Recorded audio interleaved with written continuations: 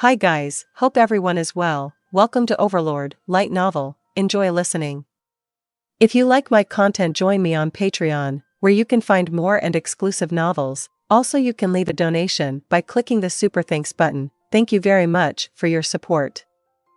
Volume 15. Prologue. The leader of the theocracy, Pontifex Maximus. Those that held the most significant authority in their sects, the 6 cardinals. The leaders of the judiciary, the legislature, and the executive branch. The director of the research institute was responsible for magic research and development. The commander-in-chief was also known as the Grand Marshal. Gathered here were the 12 members that made up the executive body of the theocracy. This was where those with the highest authority in the theocracy gathered, setting out the general roadmap for the country.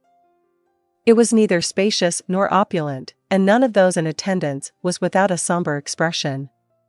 Of course, not many people would be joyous, given the occasion. The assembly was composed of people who would consider each other fellows, and they were familiar enough with one another to allow for some occasional humor. That was to say, the mood among them was once a lot more light-hearted, but not at this time. The air in the room felt as though it had frozen solid. The Sorceress Kingdom had begun their invasion of the kingdom, or perhaps it would be more accurate to say that it had begun long before now. The Sorceress Kingdom is absolutely terrifying. The kingdom never had an inkling of their plans for an entire month. The Windflower and Clearwater scriptures that served as our eyes and ears are no longer effective. Had it not been for the Thousand Leagues astrologer, we might have discovered it even later. It is fair to conclude that the kingdom's fate is sealed. We don't have much time on our hands, so we should begin recruiting adventurers as soon as possible. We've already begun recruiting in earnest, replied the Cardinal of Earth, Raymond Zarg Loranson. Isn't it a waste to just allow the Sorceress Kingdom to plunder that country's magic items? Especially the treasures of the kingdom. The Amulet of Immortality, Guardian Armor, Gauntlets of Vitality, and, said the research director as he counted up with his fingers as if to emphasize the importance of the last item. Razor Edge. No, there's nothing we can do about that. The number of people we can deploy is limited. Even our own people within the kingdom will not be able to make it out alive. Soon the Sorceress Kingdom will be at our doorsteps. Ever since that warrior captain died in battle, his replacement, the one called Unlo? Has he taken up the mantle already? The Grand Marshal asked, to which the research director answered, Brain, correct? Yes, if we could extract him along with those items it would be for the best. He shouldn't be the type to run towards his own death, right? We might anger him at first, but he'll soon be grateful to us. According to our investigation, he's not someone who would do that. The Cardinal of Fire, Berenice, was one of the only 2 women within the executive body. Your opinion of him is quite high. The other woman, the head of the judiciary, said with a smile. Not only does our cardinal speak highly of the gentleman, she's even diagnosed him with AVPD. So he's the same as that warrior captain. But, let us consider the bigger picture. We fundamentally cannot understand the thoughts of people who would allow themselves to be controlled by such irrational emotions. A few people glared at the head of the legislature as he spoke, so he felt the need to backtrack. My apologies, perhaps that was a bit too harsh. However, in my opinion, taking into consideration the future of mankind, such reckless disregard for life is a terrible mentality to have. I will stand by my point, no matter who stands against it. He spoke of no falsehoods.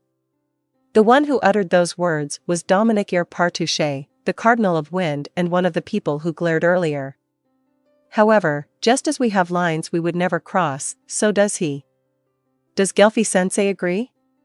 The research director asked, not entirely convinced. Ginadine Delan Gelfi, the Cardinal of Water, an elderly man whose appearance was akin to that of a dried log, nodded in confirmation. Then I shall not ask further on this matter. While I'm glad so many talents have come to join our nation, what is the deal with them? A few adventurer groups had already arrived at the theocracy. Not only were the new extras of mithril rank or higher, but the Clearwater Scriptures' intelligence also indicated that quite a few of them showed even greater potential. They didn't seem, no, never mind. Yvonne Jasna Drakarwa, the Cardinal of Light, spoke with disapproval written all across her face. Someone present suggested dropping honorifics, but Yvonne countered sternly, "It is only natural to show respect to one's seniors." "Of course." That person replied hurriedly. It was true that in this congregation of cardinals, honorifics were only used half of the time. This was, of course, done to foster a stronger camaraderie. "That's right. I also want to know how we will deal with this problem." "What should we do?" the head of the judiciary asked. Raymond replied, "If the problems originated from the fact that we cannot save some people, then we should address it by helping them. First of all, the Draconic Kingdom. I think going to war with the Beastmen is the right call." "I see." Those around him said out loud. Their intelligence indicated that the Draconic Kingdom had become diplomatically closer to the Sorceress Kingdom and had even purchased magic items from them. If they allowed this to continue, the Theocracy's influence within the Draconic Kingdom would diminish, while the Sorceress Kingdom would only gain more sway. As a preventive measure, this proposal could be a brilliant move. Yet, the sounds of worry were aplenty.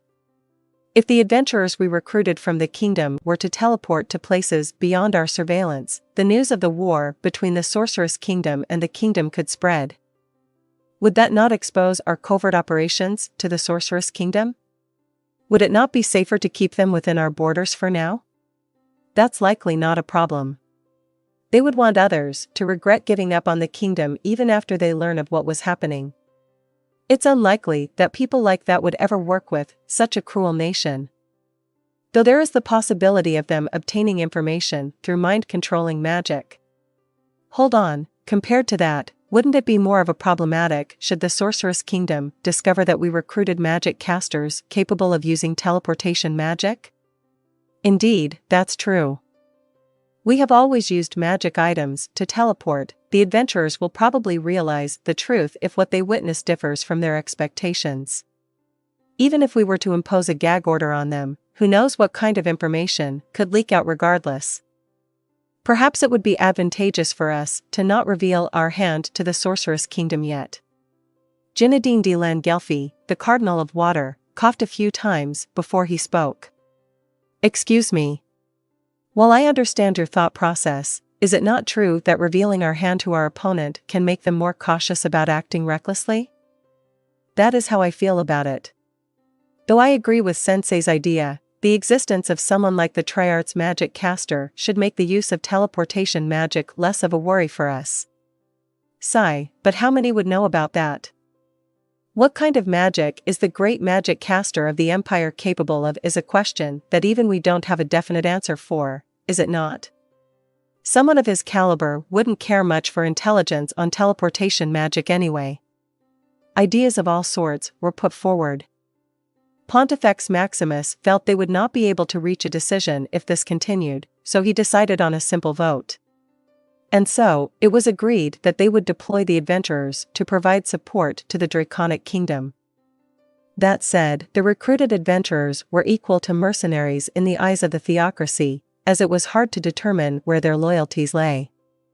Those present at the meeting thought it would be fine even if they chose to stay in the Draconic Kingdom. After all, rescuing them from the kingdom wasn't to strengthen the Theocracy but to avoid the possibility of strong humans dying in vain. If we manage to develop the technique to create spell scrolls of the tier 5 and above, even something like teleportation magic will become easily available. But even though we have worked on it for centuries, nothing came of it, not even the smallest bit of progress. The Theocracy owns the manufacturing methods for 1st or 4th tier scrolls, something not known in neighboring countries. This is only one of the multiple secret techniques we possessing. We invented these techniques over the centuries to protect humanity and defeat those races born superior to man. We've even managed to create the restoration potion known as God's Blood, though more research is necessary to improve its cost-effectiveness. Yet, why would the Sorcerer King order such massacres? Even if supplies en route to the Holy Kingdom were robbed, this was still an overreaction. What does the military make of it? The first reason is to instill fear. The Grand Marshal raised one finger. Multiple heads nodded in agreement. Second, the Sorcerer King is an undead after all. There's a deep-seated hatred for the living in him, and he is controlled by that hatred. Perhaps some may hold that belief, but I disagree. Even if we assume he has been waiting for an opportune time to go to war, our long-standing observation of his actions would reveal to us otherwise. We of the military are also of the opinion that it is extremely unlikely that his motivations are so simple," said the Grand Marshal with a stern face. After this meeting, the others would surely complain ad nauseam about him, posturing, trying to copy Raymond. Or that, he doesn't get that there's a time and place for everything. So, the most likely reason is, he said as he raised his third finger, to create a natural spawning area for the undead, like the Cats of Plains.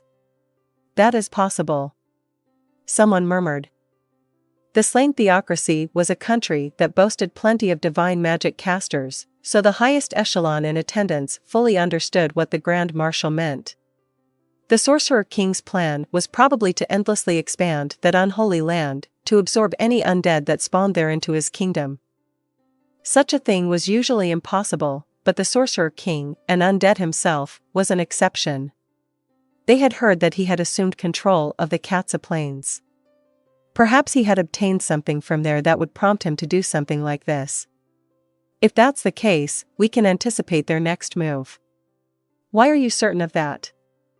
To maintain a clear border between the unholy lands and the Council State. The unholy lands will then become a buffer between the Sorceress Kingdom and the Council State. And then they will divert their attention to deal with us. The room fell into silence. All present members compared the Sorceress Kingdom to their own country, particularly regarding military power. Everyone bore distressed expressions. No one could maintain composure. The reaction was understandable, as they were reminded of the intelligence report they had received regarding the Sorceress Kingdom during their last meeting. The Sorceress Kingdom's battle against the kingdom on the Cats of Plains displayed their indubitably overwhelming and malevolent power. The Sorceress Kingdom was extremely tricky to deal with, even for the trump card of the theocracy, the Black Scripture, and its godkin members. Moreover, the true power of the Sorceress Kingdom remained unknown. The more they investigated, the more it felt like staring into a dark, bottomless abyss. No number of troops would be enough. So we have to form a comprehensive alliance with the Council State. That's right. Then whenever we're in a pinch, we will be able to receive reinforcements. Everyone smiled sarcastically. Reinforcements powerful enough to say the theocracy would never be sent. That much was plain to see. Genuine cooperation is impossible for states with entirely different goals and ideals. Some reinforcement could be expected if an alliance was formed, but there was no way that the Platinum Dragon Lord himself would come to their aid.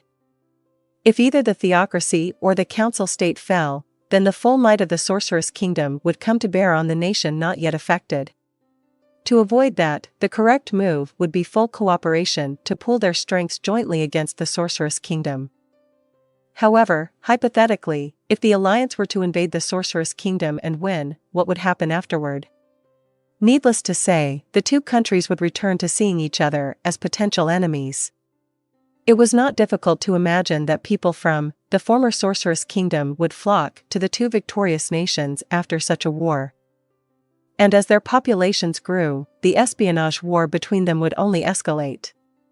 The complete and mutual trust would never happen, even if an alliance was formed. Realistically, they should only consider an option if it meant a complete victory for the theocracy. If war eventually broke out between the theocracy and the Sorceress Kingdom, both nations would be weakened significantly. The Council State would then be the sole beneficiary. The ideal situation would be all three countries standing firm against each other, but that would require a more equal power balance. Submitting to the Sorceress Kingdom would not be a bad thing. We could work behind the scenes for decades or centuries until we make them crumble from the inside. It would also grant us a clearer picture of the Sorceress Kingdom's internal affairs. The Empire also became a vassal, so it isn't completely unfeasible. Also, judging by how the Empire was treated, it is not that bad of an option. But if we do that, would our citizens accept it that easily? It would be very difficult to get them to accept it. One wrong step and riots would break out. Just brand them as fools. That's a bit too extreme. Save that as the last resort. First things first, unlike us, citizens don't have access to all this information. Then, should we make everything we know about the Sorceress Kingdom public? Aren't we keeping it a secret right now, precisely because it led to unrest in the past? Stop arguing. Did the Sorceress Kingdom not also have to devote a lot of time to pacifying and administering their people after the founding of their capital? So this matter and other things we will have to consider in the future will all take time. No, we can't be so sure. After all, the Sorceress Kingdom destroyed multiple cities and villages. The capital was populous, so it was unrealistic to think they had been all killed. However, nothing was impossible for the Sorceress Kingdom. An undead, full of hatred of the living. We let our guard down because there was no unnecessary killing at Irantal, didn't we? The Empire is now a vassal. They have intervened with matters within the Holy Kingdom and the Draconic Kingdom, and now they have played the kingdom like a fool. At this rate, there will be no easy way out for us: submit or die. What a cliché, but we have to make a choice. If we want to make a deal with the Sorceress Kingdom, first we will have to deal with one of our own problems. We should deal with that old, corrupt elf as soon as possible. Although our future relationship with the Sorceress Kingdom is not yet clear, we cannot entertain the possibility of two concurrent wars. A considerable amount of effort was put into exterminating the elf country, even before the Sorceress Kingdom was established. That was also why they did not seriously attempt to establish amicable relations with the Sorceress Kingdom beforehand. Direct confrontation with the Sorceress Kingdom is the worst-case scenario, considering their overwhelming military power. However, it is our duty to make plans with the worst case in mind, so ideally we want to have them dealt with soon. The Sorceress Kingdom probably won't intervene while they're making moves in the kingdom, but depending on how the situation evolves, they might still make moves to impede us. I can almost imagine it. They could act as though the undead have naturally spawned next to our border. We must take some steps to prepare for that possibility. Yes, at the same time, we have to make sure the future of mankind is preserved, even if it's only a few. A few of them nodded in awe. Let some people go and seek refuge. They will be the remnants of our hope, or despair, should I say. There was no country to rely on outside the theocracy, but they weren't asking them to become nomads either. The theocracy had a shelter outside its borders. It was no place of legends, but rather just somewhere where people lived 600 years ago. A place for the human species, who knew only fear and flight. It was guarded by one of the 6 scriptures, the Ashen Dust Scripture. We cannot sit still. We must seek survival. Shall we each choose our representative, and have that person choose for us? Shouldn't Lawrence and Sama be the only one to go? What? In case we are annihilated, shouldn't you, a former member of the Black Scripture, be the one to protect and guide those who are left? I cannot be compared to who I was before. The people probably wouldn't trust someone who would not fight until the end or someone who isn't at the top of our organization. But no, I was thinking. As the discussion grew heated, Pontifex Maximus finally spoke. Arguing here is pointless. As important as it is, this is no time for that discussion. No one objected. Right. Then, let us talk about the most important issue. We can let those elves go, but we must use our momentum and pursue that damnable elf king. Pontifex Maximus was like a completely different person, with palpable hatred on his face. Raymond nodded in agreement. Give Zeshi Zetsumii a chance to choose. Even if the Platinum Dragon Lord already knew that the kid was going abroad, he is unlikely to kill her, given the current situation. My personal opinion is that the Elf King must be given a taste of all the suffering in the world before he's executed. The kid's happiness comes first. I'm counting on all of you. Understood. End of prologue. If you like my content, join me on Patreon, where you can find more and exclusive novels. Also, you can leave a donation by clicking the Super Thanks button. Thank you very much for your support. Chapter 1. To take a paid vacation. Ainz finished reading the contents of the hefty binder in front of him and turned all the way back to the first page to stamp on his personal seal. After a moment of hesitation, he pressed down firmly on the area marked for his approval. That was all it took for this binder of documents that contained the records of political issues far beyond Ainz's understanding and their respective solutions to be approved. All that was left was for Albedo to select a suitable entourage, and they could set out towards their destination. He passed the binder to Lumiere, who had been quietly standing by. That concluded his duties for the day. Ainz shifted his line of sight towards the clock. It read 22:30. Ainz began work at 2200 hours. In other words, only 30 minutes had passed since he had started working. This had been the status quo as of late. Usually, Ainz would be done with his duties by noon, but this was far too quick. A wage slave like Satoru would have never begun work this late, except on days when he was late. That said, based on what Satoru knew, it wouldn't be strange for those working at giant firms to clock in late. If Ulbert was in his place instead, he would be incredibly grateful for the fact that shifts even existed. So the work lives of this world's inhabitants. For instance, villagers like Enri and Firia, which began and ended with the sun's rising and setting respectively, should be considered the norm. Although the city dwellers of this world operated similarly, they tended to start and end their workdays later than the villagers. The main factor responsible for this difference in lifestyle was access to lighting. Those who had access to magical sources of light were likely nobility. So the later one began working, the latter they tended to work into the night. So then, did all of the Nazarick begin work at 2200 hours? Not at all. First of all, the ordinary maids were divided into day and night shifts, and their work hours were long. Kokyudo's subordinates standing guard on the 9th floor were in a similar situation.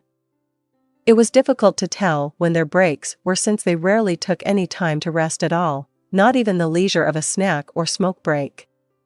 But even so, proximate to 90% of those with such schedules had no complaints whatsoever about how they were treated. Ainz had considered the regular maid's opinions as he sought to create a more humane work environment. However, all he could think of after having heard what they had said was, what is wrong with their heads? No, perhaps it would be better to say that their loyalty was truly unwavering. How could they say things like, it is common sense to use items to remove one's fatigue and continue working forever? With a straight face? Ainz was shaken to his core the moment he heard these words. And those who were not satisfied with their current work placements only begged, we want more duties. These conversations had happened not too long ago. While imposing his wishes onto his subordinates could be considered an abuse of his authority, Ainz had been steadily increasing the benefits that they received. First in his crosshairs were the ordinary maids. The main reason was that their levels were deficient. Their attractive feminine appearance was also a major factor. Although Ainz did not intend to be biased based on looks, he could not help but draw comparisons between them and Kokyudo's subordinates. If it was a direct order from Ainz, there was no doubt that everyone in Nazarick would obey him. However, given his order might damage their morale, he had to be careful in his instruction. So he came up with the following excuse: going forwards, there is a chance that the regular maids will have to supervise human maids. When that day comes, the regular maids will have to explain their labor situation to them. It would be better to improve the labor conditions now, to prevent overworking the prospective human maids in the future.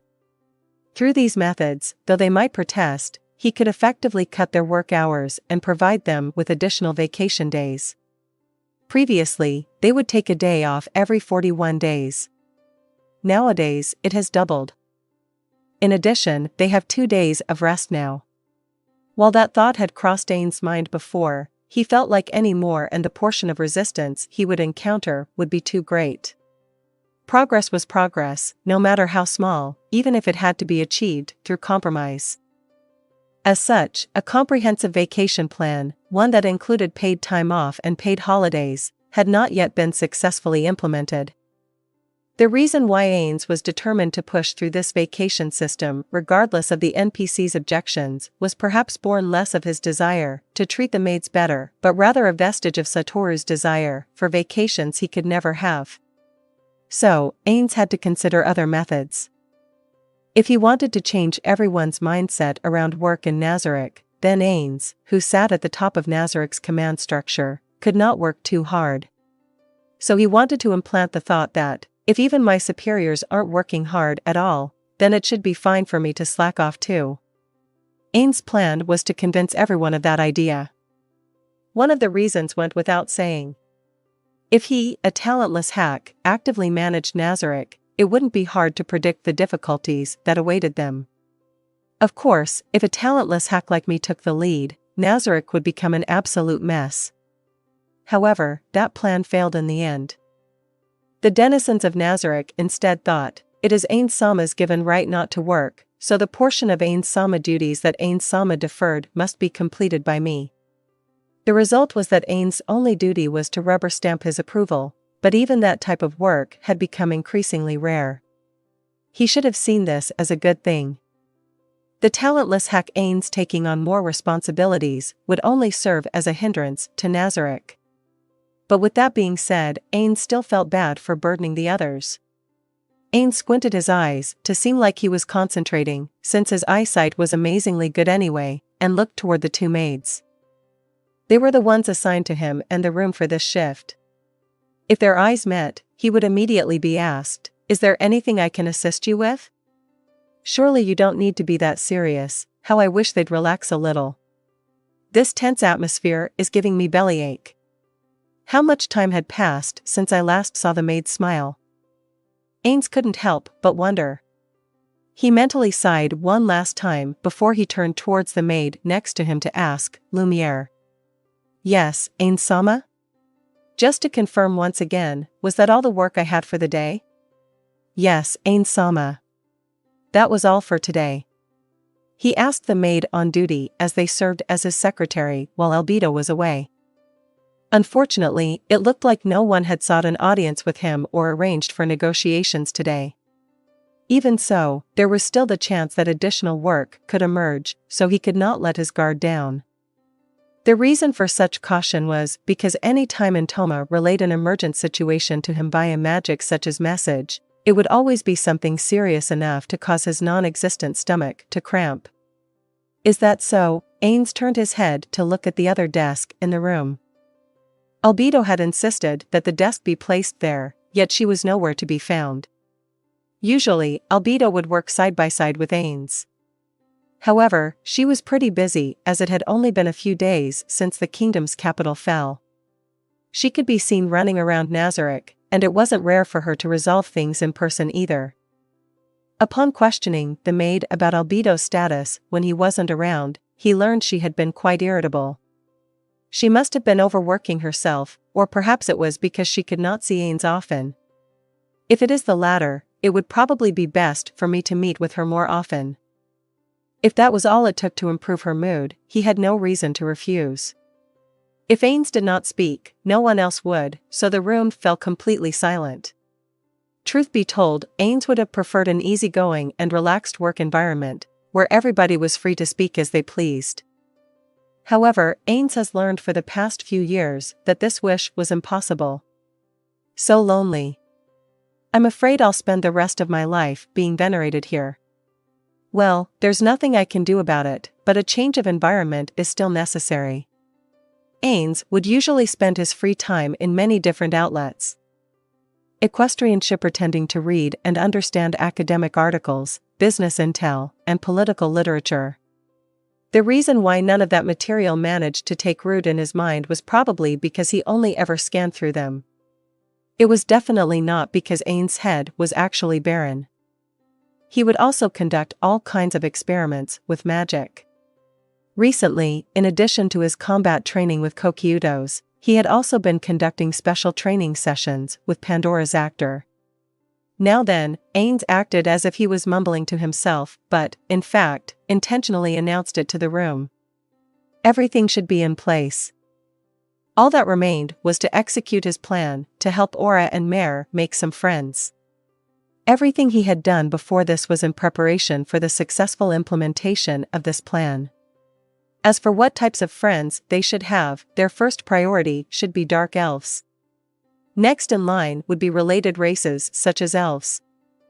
Although he had a good understanding of what this world had to offer, having lizard men or goblins be the twins' first friends was still a tough pill for Ainz to swallow.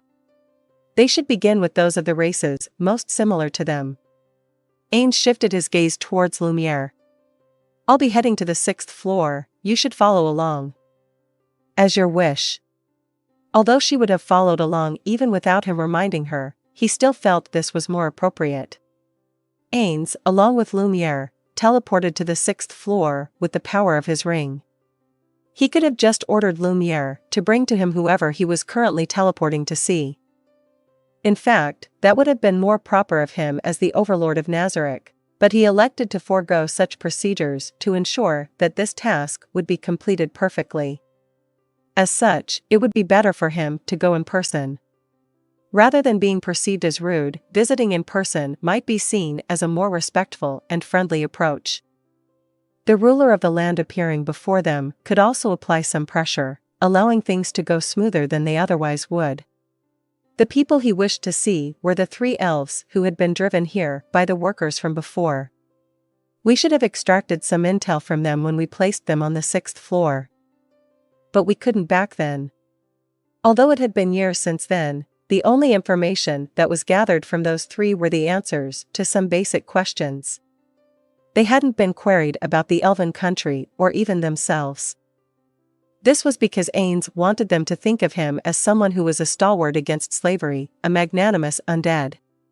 Had he questioned them relentlessly about the location of their home and for information regarding the elves, they might question if he had ulterior motives for saving them. Has the situation changed since then? Of course. Nazarick's current state, compared to its quiet beginnings, was the difference between night and day. The great underground tomb of Nazarick had accepted people of various origins. If the sorceress kingdom of Ainz Ooal Gown wished to establish diplomatic contact with the elven country and as such required all sorts of intel on them, it would not be strange at all. Now I have a suitable excuse for everything I wanted to ask them about. It doesn't seem like they were bullied by the twins. Best case scenario is if they open up completely to me, but I should temper my expectations.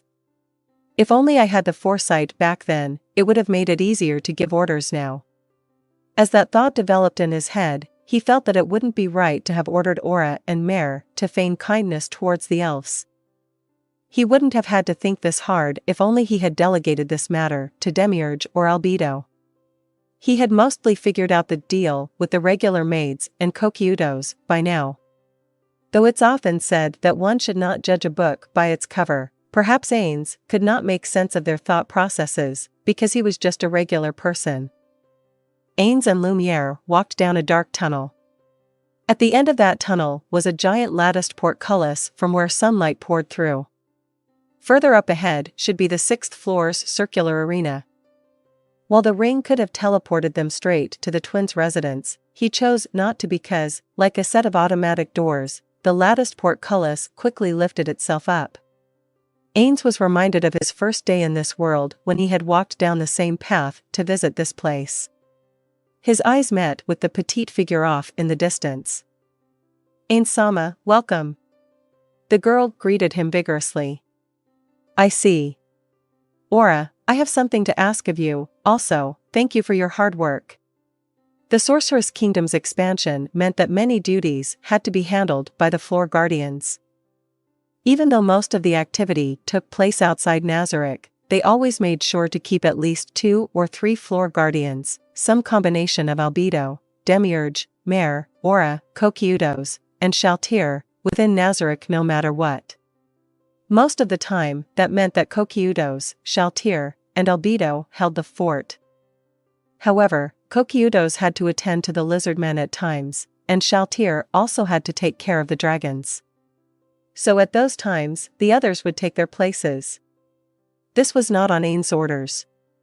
Indeed, Ainz had thought about appointing coqueudos as the chief of defense and Shaltir as vice chief, but their domain size was vastly different. Back then, he believed it was sufficient for only one person to oversee Nazarick while everyone else worked outside.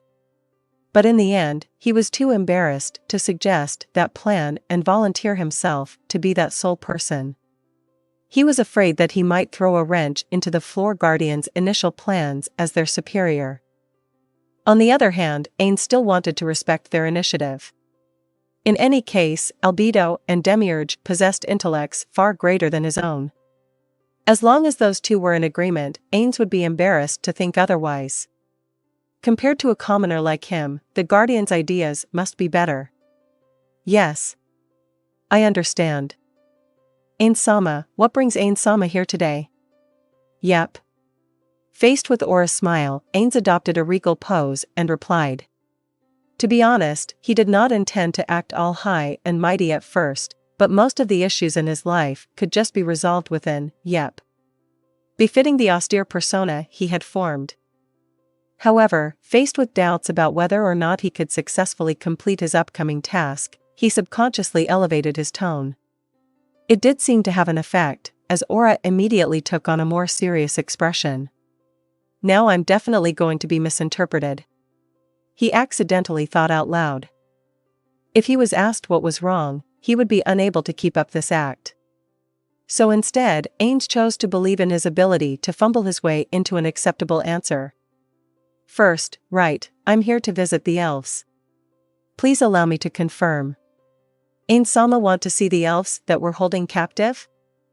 I'm sorry, I shouldn't try to use these weird explanations to mask my own mistakes. Please don't look at me with such a serious look, please just smile like you always did. That is correct. I wish to know what they've been doing, ask them questions in preparation for what's coming next, that sort of thing. I understand, then I shall fetch them immediately. Ainz knew this was going to happen, or rather, he knew that all denizens of Nazarick would have reacted the same way. That was why he had prepared a response, which in reality was just a shoddy excuse. No. There's no need for that, because I have 2 goals to accomplish here. So there are 2, is that right? To have considered so many facets for a simple conversation with some captives, it was easy to tell what her thoughts were from her eyes alone. As expected of Ainz-sama. No, this is just something I say as a countermeasure to your and Mare's rational defenses. That was, of course, not something Ainz could say out loud, so he chose to just look away. The first goal was to use my physical presence to apply mental pressure on them. The second goal is not directly related to those elves. Since we now reign over the entirety of the great forest of Tob, we have brought all sorts of creatures to the 6th floor. I wish to see for myself how things have changed around here. Aura, if possible, I want you to take me to where the greatest changes have taken place. Is that all right? To summarize, Ainz had tried his best to avoid interfering with the floors since they were managed directly by the Guardians. As a result, he had not seen in person the changes that had occurred. It was proof of his trust in them. If a subordinate's work was smooth sailing, their superior's interference would only be an annoyance to them. So since this was a rare opportunity, Ainz wanted to swing by to see for himself. What he wasn't sure of was how Aura would interpret what he had just said. The atmosphere around her had suddenly changed. He could feel an incredible level of pressure from her. I understand. My lord's orders will be carried out as he wishes. Aura replied with a serious expression. There's no need for Ainz-sama to ask, is it all right? Ainz-sama is the overlord of Nazarick. No matter where you go, the opinions of those who manage the domains are irrelevant. What? Yup. I'm very grateful you said that. To say that Ainz Sama very grateful. I believe the meadow is where things have changed the most, so I shall lead Ainz Sama there. The meadow, Ainz searched through his memories. Where the plant-type monsters live. Yes, that is correct. There is also a separate area for plant-type monsters we cannot identify and an area for intelligent plant-type monsters. Between them is the village that was built for those who live like humans. Shall we visit there too? Said village was built so humans could live within Nazarick as well. In case they were to encounter a player in the future, perhaps it would be necessary to demonstrate that Nazarick and this world's natives could prosper together. That was why the village was built. A few small houses and a farm stood, not on the scale where one could honestly call it a village. That said, a better term for it does not appear to exist. Do Ainz Sama still remember? The dryad named Pinison? I believe so. That was a lie. He could not remember her face, just a vague figure. Compared to Pinison, the battle against the massive evil tree was much more memorable. Pinison was an afterthought compared to that. Truth be told, Ainz was terrible at remembering others' faces and names. He was the type to secretly note down his first impressions of a person on their business card if they gave him one. I think that one identified itself as chief or something similar. Upon questioning, Ainz learned that many of the plant-type monsters lived as they pleased, so Pinison's title of chief was pretty much self-appointed. However, she was the first to come to Nazarick and also the one who helped form connections between the other plant-type monsters. To those monsters from outside Nazarick, she had some standing and was someone they looked up to. There were plant-type monsters who were stronger than Pinison, so it was rare for them to form a consensus. Since she had the backing of Aura and Mare, however, there hadn't been any major issues yet. The foreign plant-type monsters would often receive Aura's and Mare's welcome. What that welcome entailed was a demonstration of the twins and their summons combat prowess until the monsters submitted.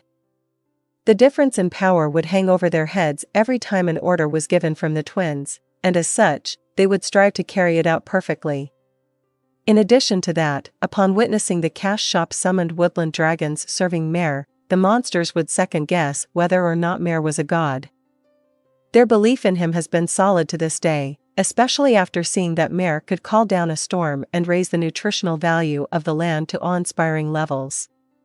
But, I doubt all of the monsters view him as a god. There are some monsters who recognize those events as the results of druidic magic, but they revere him nonetheless. How should I put it? Aura let out and fell deep in thought. Ainz could more or less grasp the situation.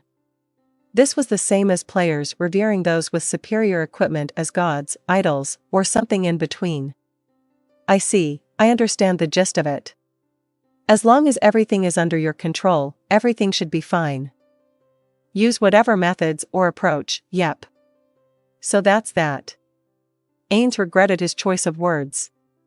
However, there was no need to interject any of his nonsense, given the outstanding work those two had done in managing the floor. The best response from him would have just been to say, "Excellent." Ainz stole a glance at Aura's face. It did not seem like what he said had affected her, but it was hard to tell what she was really thinking. I shouldn't say things that will demoralize my subordinates. I even read that in those books about business management. Ainz reminded himself to watch what he said. In addition, he had to pay attention to his tone and volume as well. Though it would be nice to check out the village, let us just stick to the meadow for this occasion. It was your suggestion after all. I apologize, Aura. Aura immediately started waving her arms in panic. Please don't mind that. As I've said, Ainz Sama is the overlord of Nazarick. Please feel free to go wherever you please on this floor. I made a foolish suggestion and I'm terribly sorry for that. No. Why are you apologizing? Or rather, hasn't Aura's behavior since the burgeoning been a little suspicious? Was it due to me fumbling at the start? Is she thinking that I had other plans? As Ainz pondered, Aura continued to ramble on. Within Nazarick, no, there is no place in this whole world where Ainz is not allowed to go. Well, there are plenty of places in this world where I can't go. Ainz thought. Especially places where it's women only. Feels like there are a lot of places only open to women.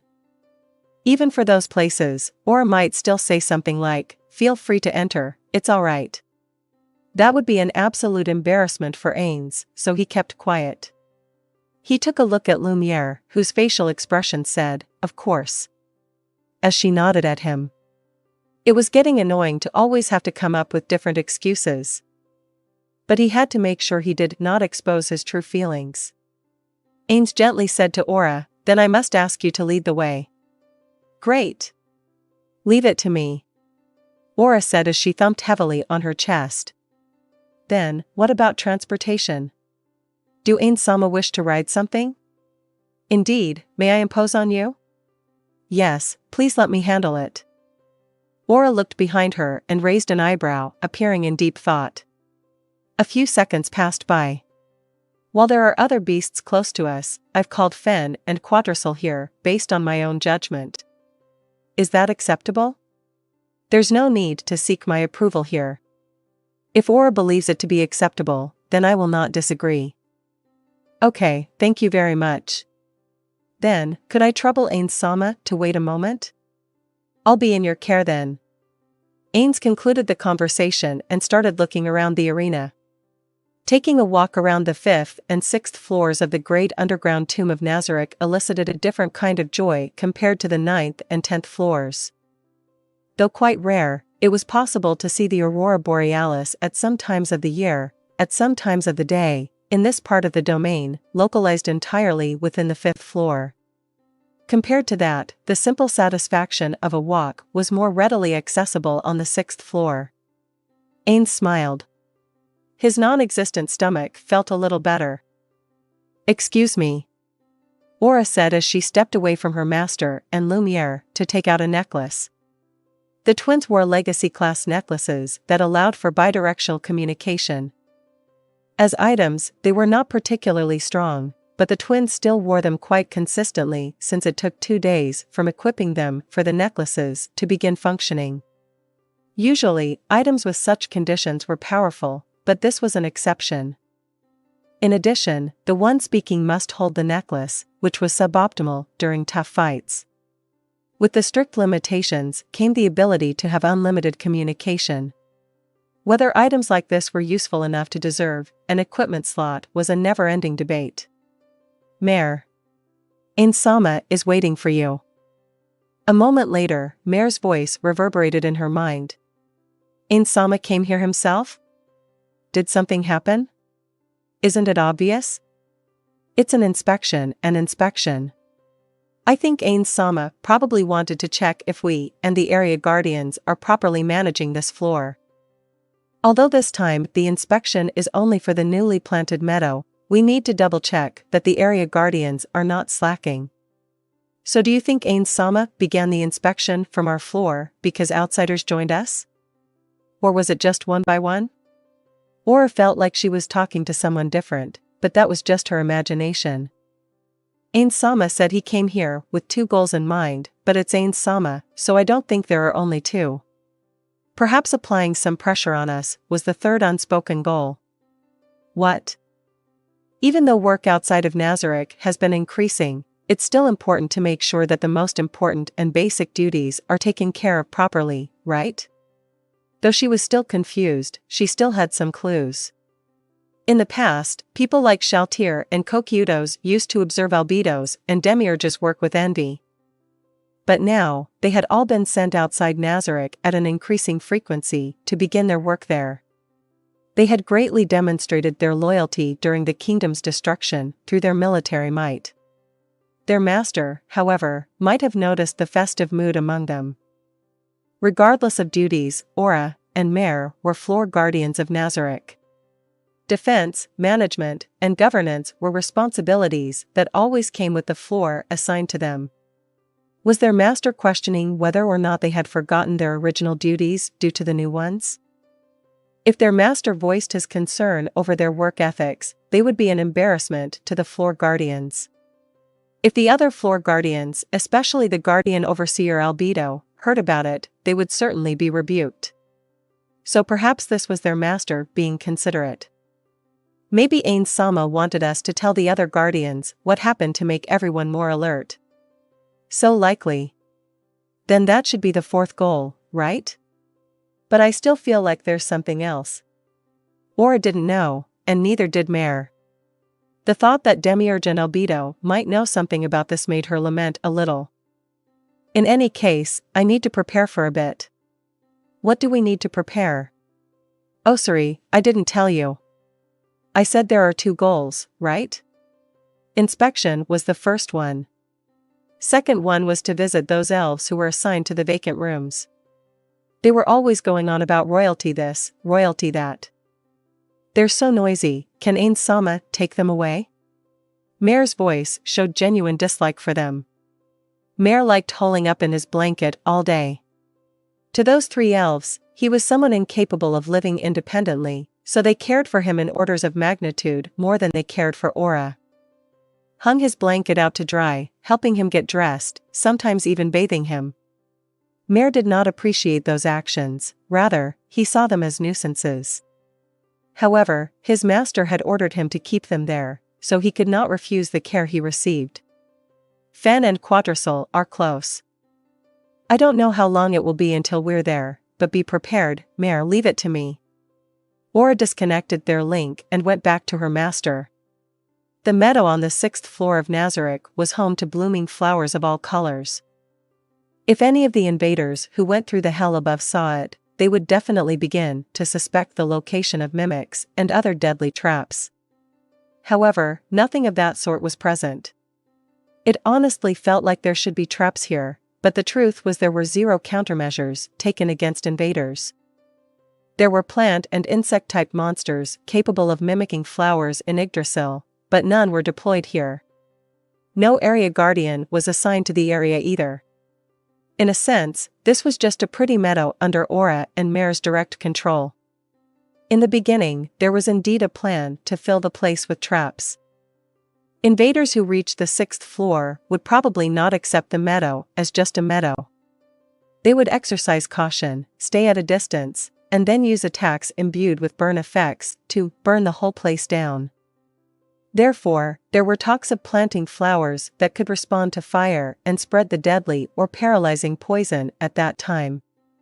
That plan was redesigned due to strong opposition from the 3 female guild members.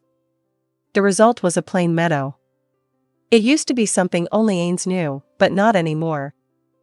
A total of 12 flower buds large enough to engulf an entire person sprang up abruptly in the meadow. They looked quite strange, or rather, they looked like a bad omen. Ainz searched through his memory. In this world, a lot of creatures were unknown to Ainz. He also thought about similar-looking creatures from Yggdrasil. That's an Alran, right? Yes. None were deployed in Nazarick or summoned after arriving in this world, so they must be a foreign species brought in from the great forest of Tob. A shovel stuck out from the ground in the center of the meadow. It was the divine class item, Earth Recover. As a divine class weapon, it had absurdly high durability but next to 0 offensive power. That was because most of the data were used for secondary abilities. Also in the meadow were magic beasts that looked like Angora rabbits, spear needles. The way they sat properly in the meadow while chewing on giant carrots added a boondock flair to the place, almost Faradalisque. Yet, they were probably not stationed there just for the style. He would probably never figure it out without asking Aura, but it was most certainly for monitoring purposes.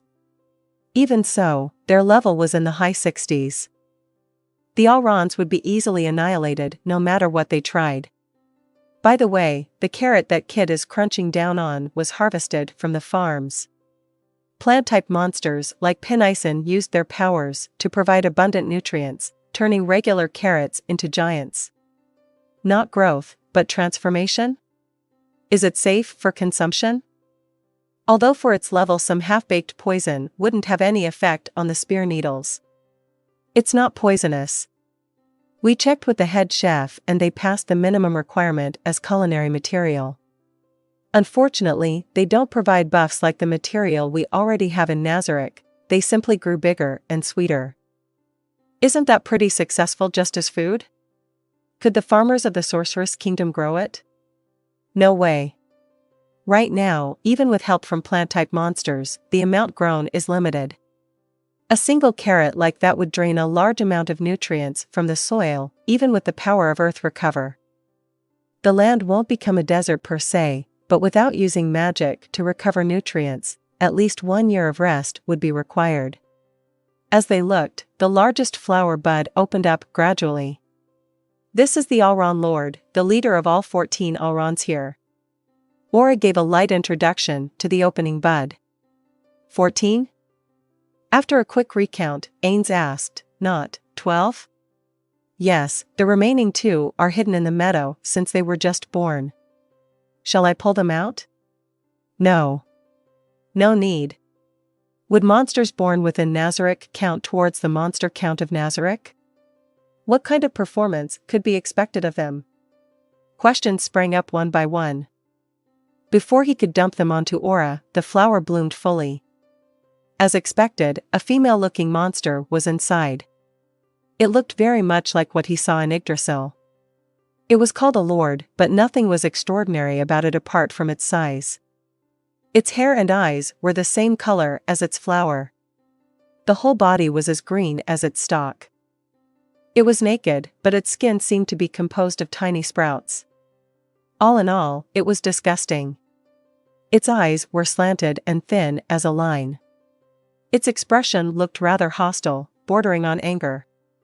Suddenly, Ainz felt nostalgia as he thought of a girl from the Holy Kingdom with a similar glare. Ainz was bad at remembering faces, but that pair of eyes left a strong impression. The monster's face contorted mischievously. Good morning, Aura-sama.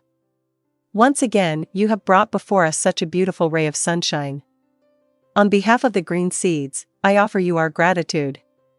The voice was crystal clear, free of hostility. Instead, reverence could be felt. The smile from before seemed pure in its welcome, even though it looked like it was plotting something. The individuals besides the Lord had a lot of movements in their petals, but none bloomed.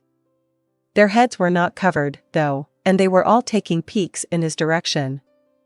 Since he could not understand what their actions meant, it was inappropriate to call it disrespect.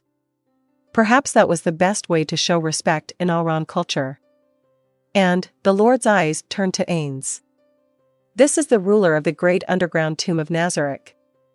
Apart from that forest, this whole area is also under his dominion. The founder of the Sorceress Kingdom, which welcomes all species. King of Kings, the absolute monarch, His Majesty Ainz Ooal Gown. Aura introduced him with pride. Ainz felt that the Lord's face had turned more hideous.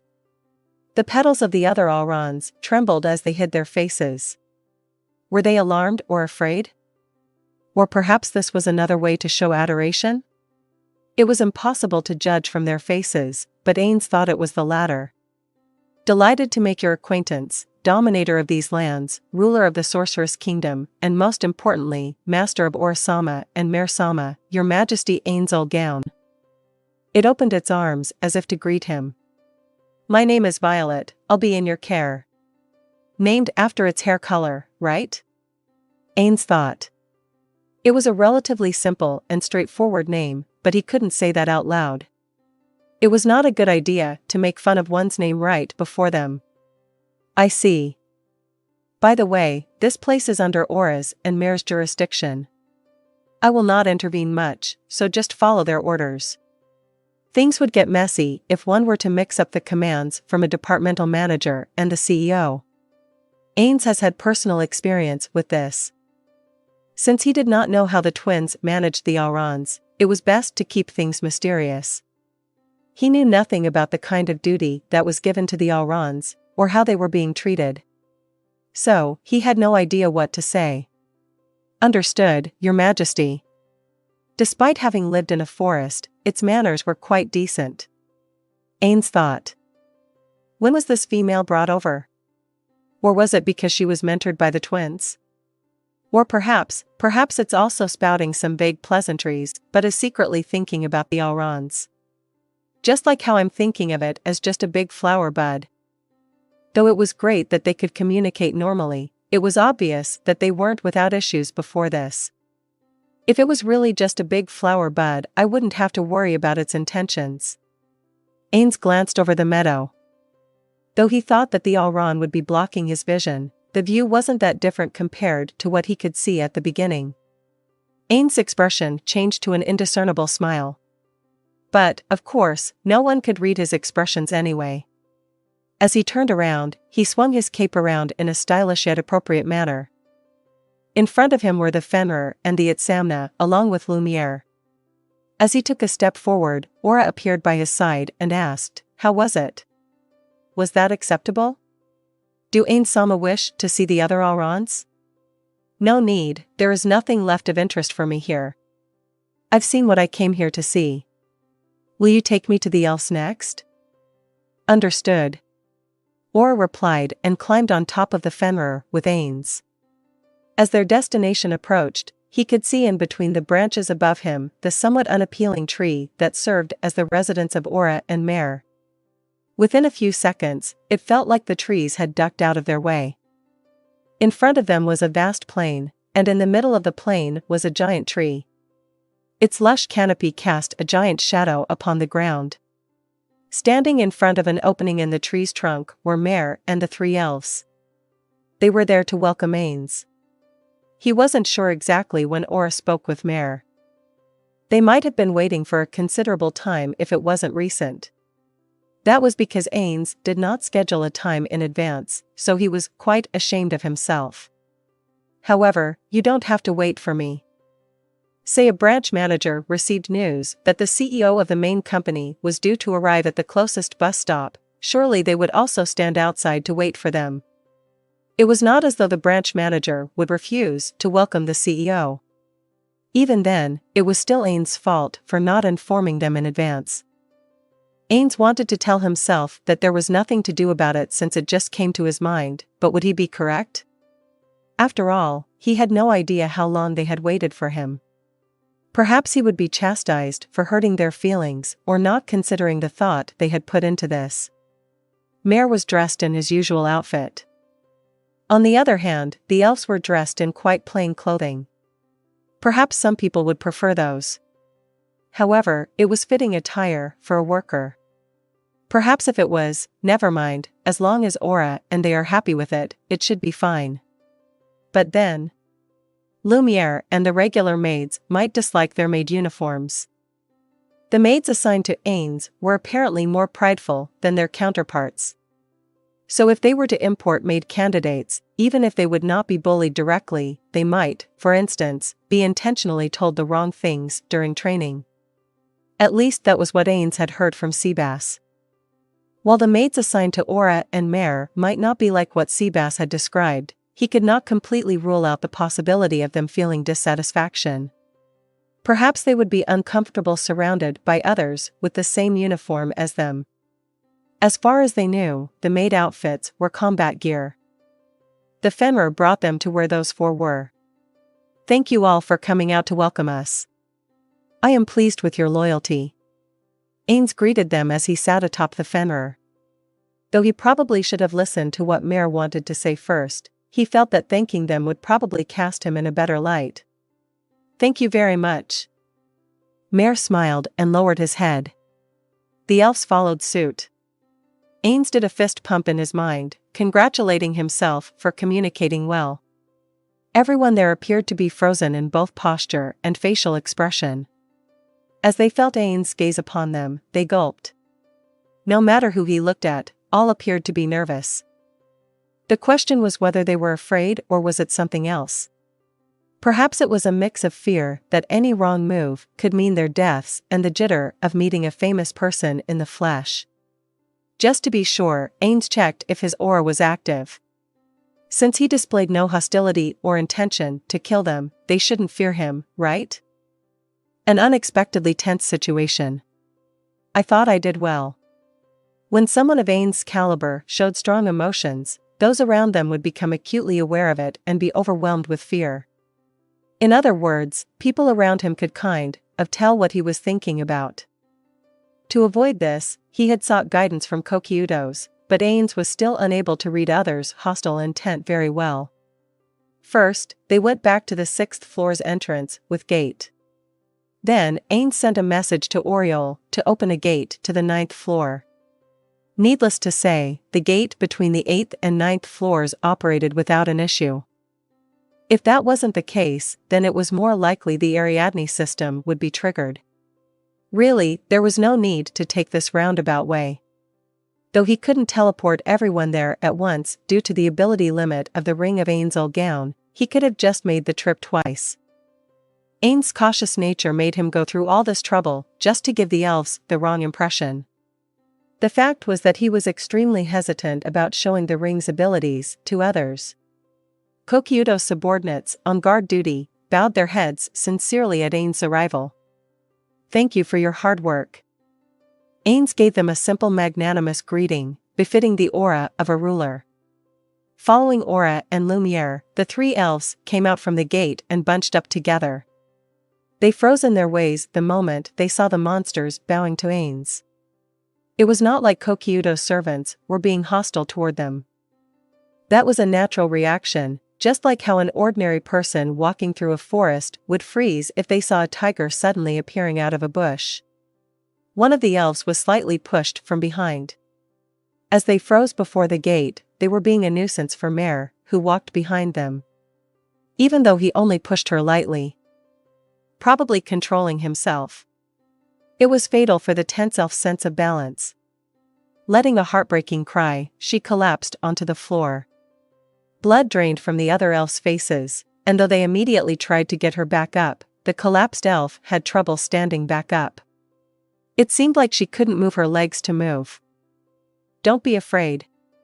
There's no one who would lay a hand on you in Nazarick."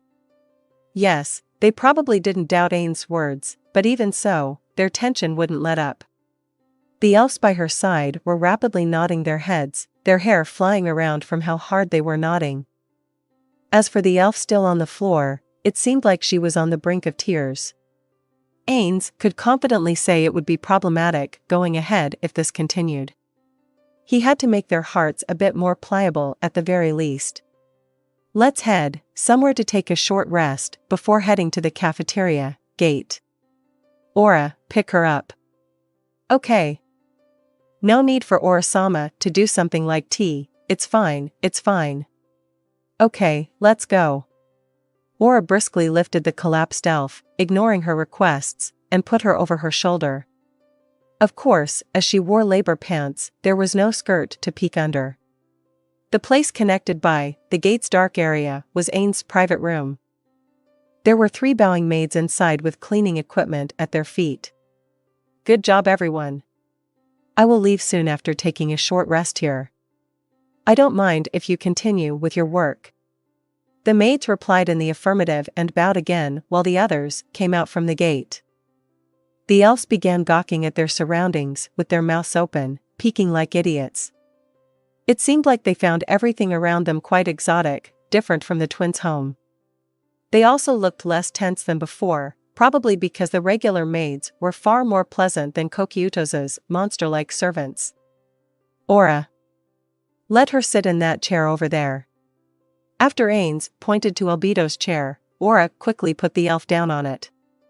Albedo's desk was spotless, just like her. By the way, Ainz's desk was also spotless, albeit in a different sense. "Thank you very much," Ainz tried to speak as gently as possible to the seated elves, bowing her head. "No need, I can understand your shock, but just as I said before, be at ease. No one in Nazarick would bring any harm to you, so I don't mind if you take it easy." Well, it's not like they would suddenly feel at ease with just those words. Ainz turned his back on the elves, went over to one of the maids, and quietly gave an order to her. "We will head to the cafeteria soon. Make sure that we will not meet anyone except you maids on our way there. Do the same thing in cafet area as well," he wanted to say but did not. "No, never mind. There's no problem with the cafeteria being used as usual.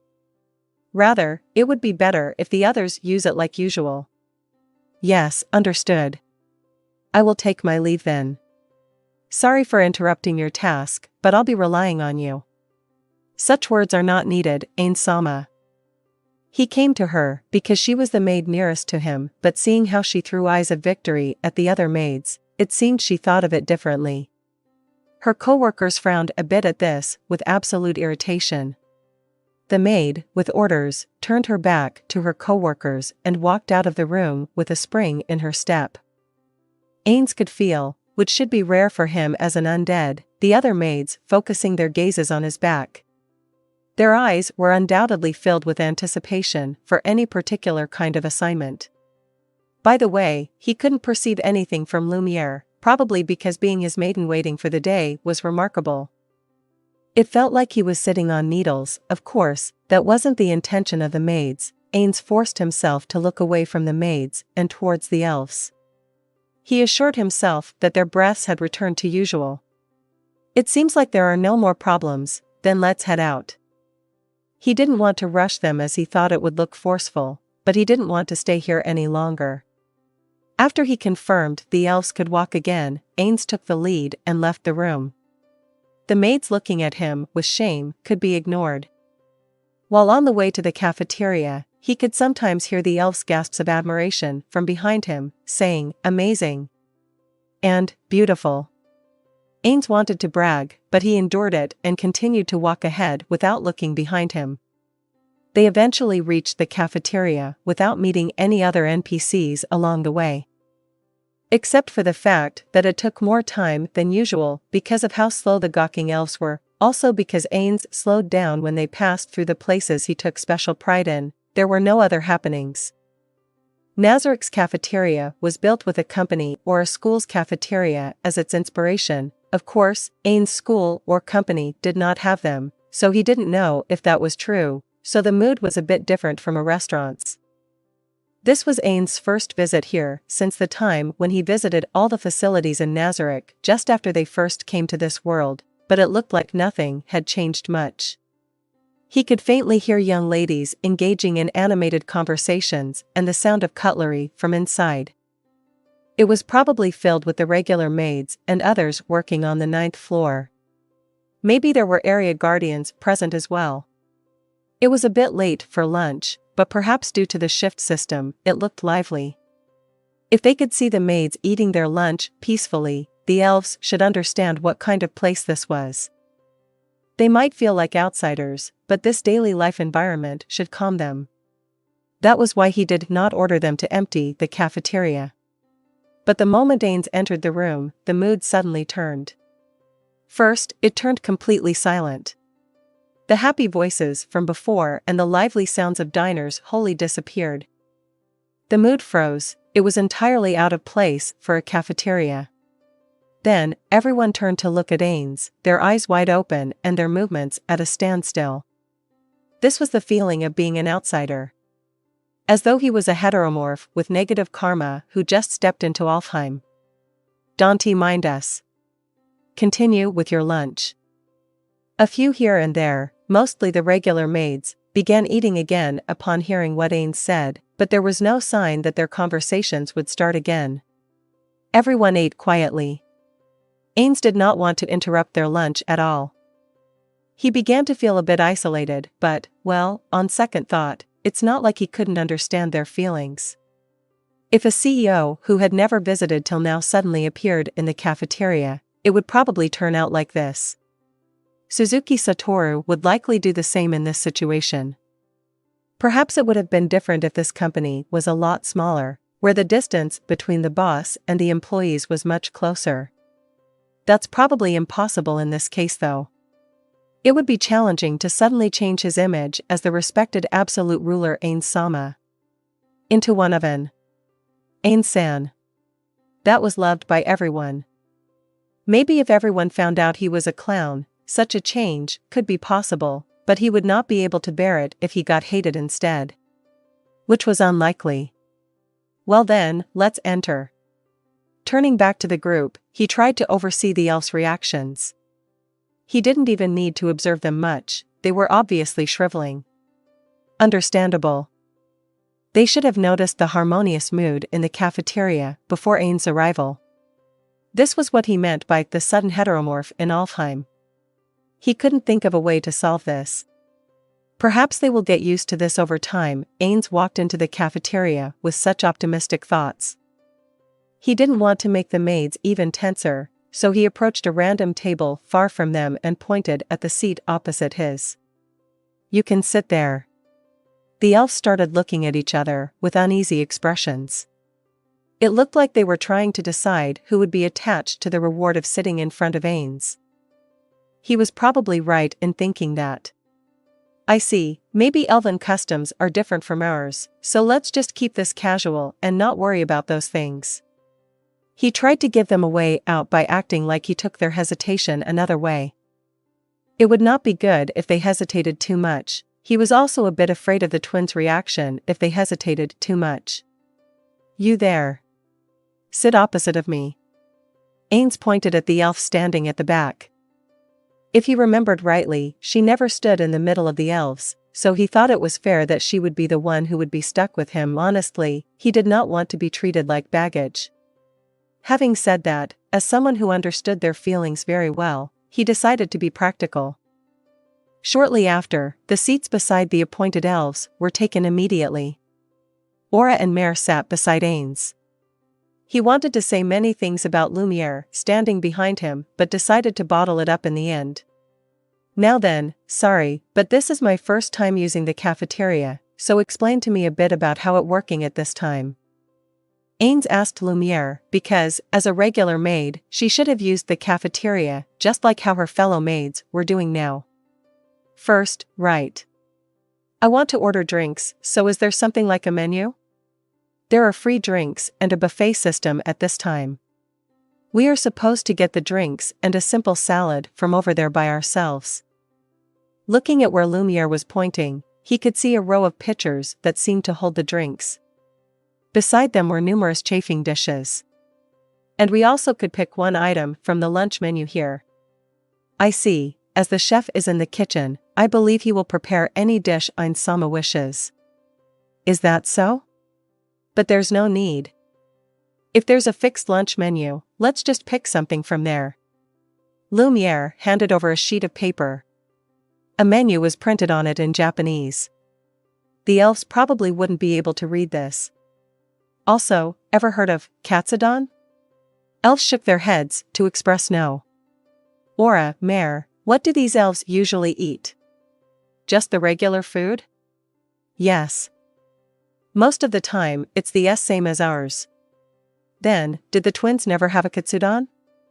"No, they were usually getting their meals served by the courier, and they should also be able to make it by themselves." "Have you never eaten katsudon?" "No, we have had it before.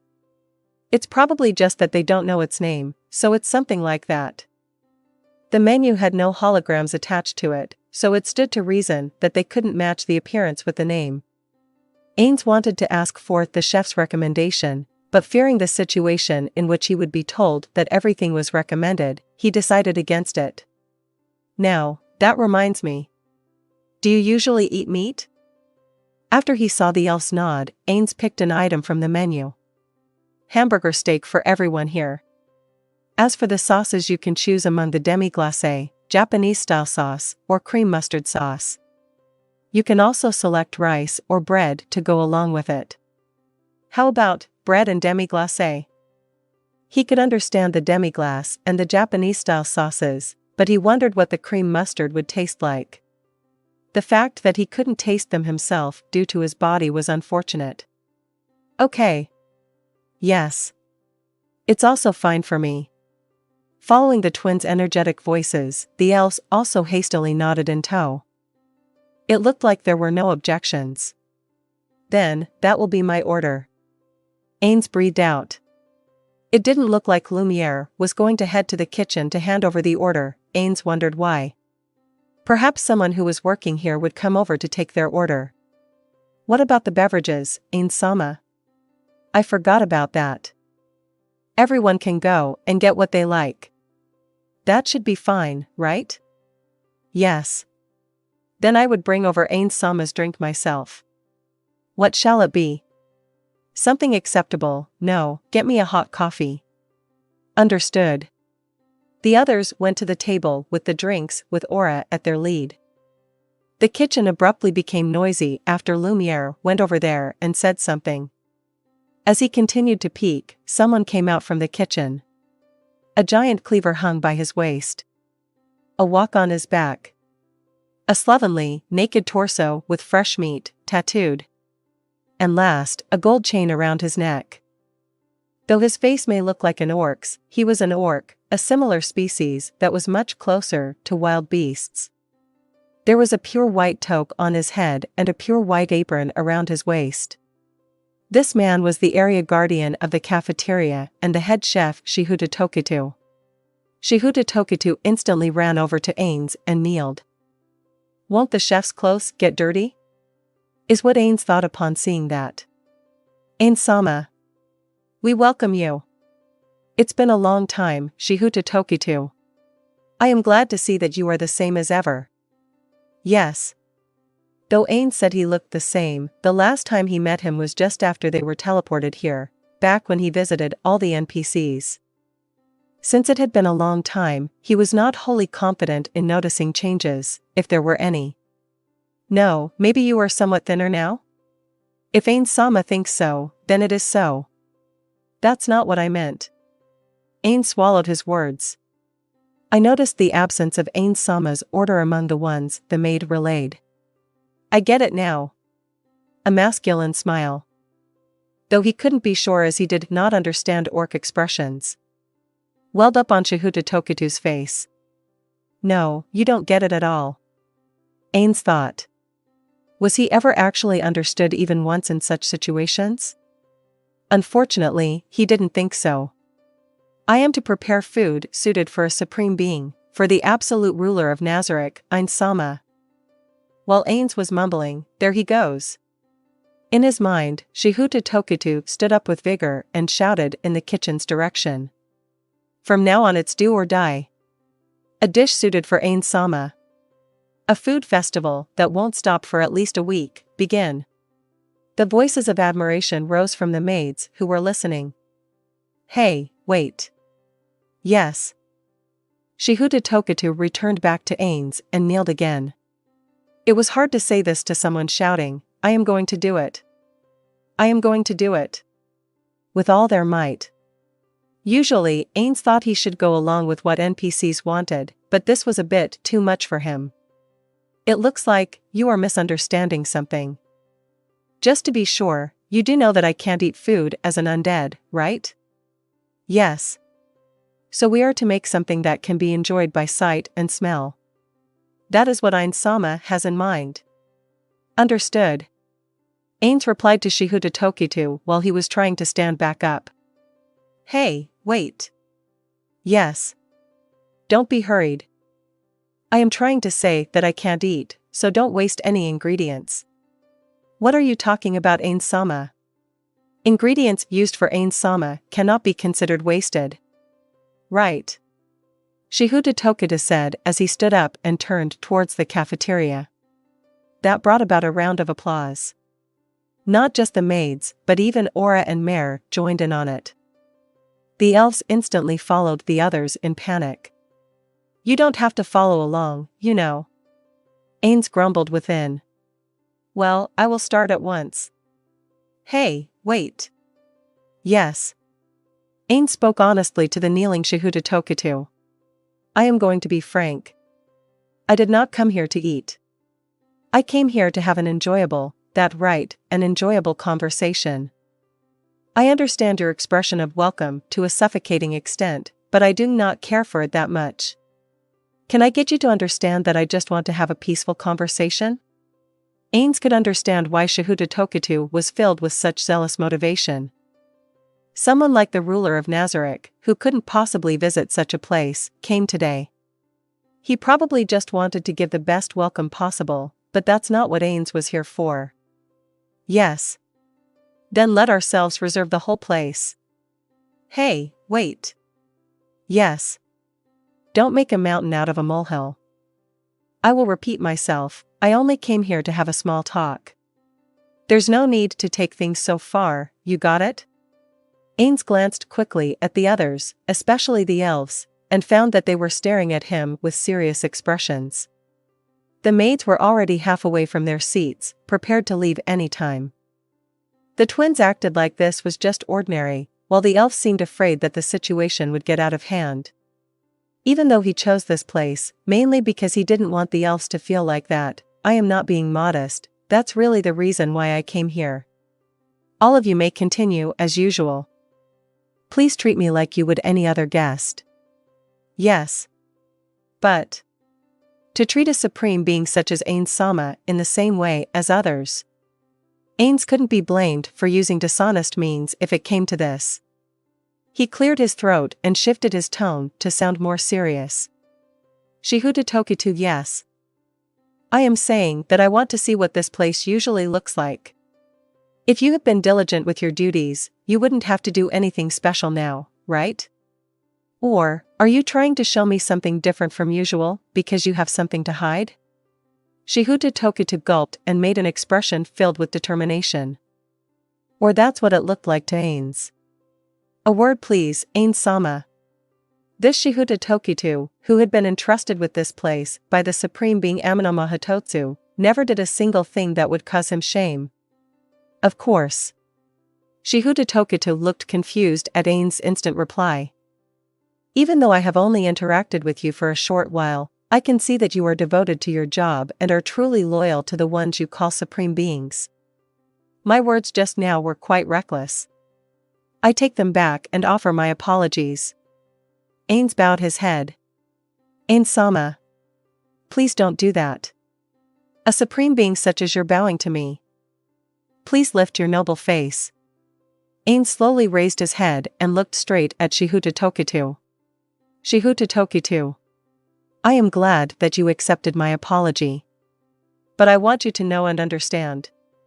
I just want to have a look at how you and this place are normally whilst holding a relaxed conversation. Just treat me like a normal guest. Shihutatokitu grumbled a bit, but he seemingly reached a compromise and nodded. Understood. Is that so? That's great. A day may come when we will invite VIPs, important people from other places, to Nazarick. You may display your full talent at that time. I will be relying on you then. Yes. But something like bowing to someone like us. My regret at deriding you was a major part of the reason why I did that, but you may also consider it as my apology to the Amenoma-san who trusted in you and entrusted you with this place. Shihutatokitu made a bitter smile, an expression of defeat at the face of such an explanation. But he immediately returned to his duty face. Of course, all of the above was just what it looked like from Ainz's point of view. In that case, Ainz Sama, I will take my leave to work on the order. Ainz watched Shihutatokutu's back as he left and raised his voice a bit to come to everyone in the cafeteria. Sorry for the disturbance, everyone. Well then, please continue dining without worry. Ora and the others returned to the table as if they were replacing Shihutatokitu. The maids began eating again at a few of the tables here and there. It felt like the atmosphere was less tense now. The occurrence with Shihutatokitu helped relieve some of the tension. Ora and the others held their preferred drinks while Lumiere put Ainz's coffee in front of him. He could smell the coffee's rich fragrance, a mysterious smell with hints of some kind of berry in it. Yggdrasil never had any cross-promotions with brands, but it had a lot of content in it, including foodstuffs. Regular games would probably stop at a simple coffee bean, but Yggdrasil had multiple varieties of them. Each of them was also graded differently, with the ones at the highest grade bringing out the best effects from the food. Therefore, the beans in Nazarick's inventory were of good quality, and this coffee should undoubtedly be tasty. This is probably what top-quality coffee smells like. Would it also taste like berries? While feeling sad that his body could not taste it, Ainz waited until everyone took their seats to speak. Well, let's talk while enjoying our drinks. Two of the elves had melon soda, while the other one had green tea with ice in it. Following Ainz's words, they took a sip. The melon soda group blinked in surprise, pressing their hands to their mouths. Their reaction was indeed not a bad one. "Oh my, so tasty. Sweet." The two who whispered those words immediately emptied their glasses. Ainz was counting on this to happen. He spoke gently to them. "How about a replenish?" "Yes, please let us do so." The two elves immediately nodded and headed over to the drinks section. There was a hop in their steps. "It's nice that they liked it." Ainz spoke to the remaining elf. She was probably also interested in their drinks as she quickly finished her tea and stood up. By the way, both twins went with cola, and from their expressions, it looked like nothing special for them. Many unexpected things had happened on the way, but it looked like the elves had mainly calmed down. They no longer seemed like they would doubt everything he said just because he was undead. As expected, sweet things are effective. There are no women who would hate sweet things. A woman who can resist sweet things simply does not exist. So Mocha Moccasins was correct all along. I thought it was just an excuse for her careless eating habits. The other two female members of Ainz Ooal Gown had tilted their heads at that statement, although slimes didn't have necks, but it was not like they rejected it either. The way the elves acted by now counted as two things that could probably fit as proof she was not exactly wrong. Well, he still had his doubts. Now, at last. "I have gone through a lot of simulations in my mind, but I wonder if I can get a discussion about the elven country going smoothly." He remembered what they heard from the elves when they met the first time. There was no name for the country of elves that was said to be in the great forest of the south. Albedo surmised that it was because they never needed to open diplomatic relations with other races. The other nations were far away from it in the first place.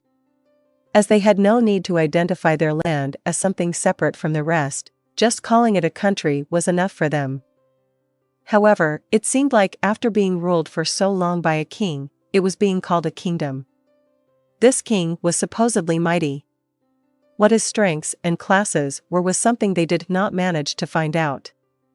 At that point, the elves looked at the twins, probably wondering why they did not know about this.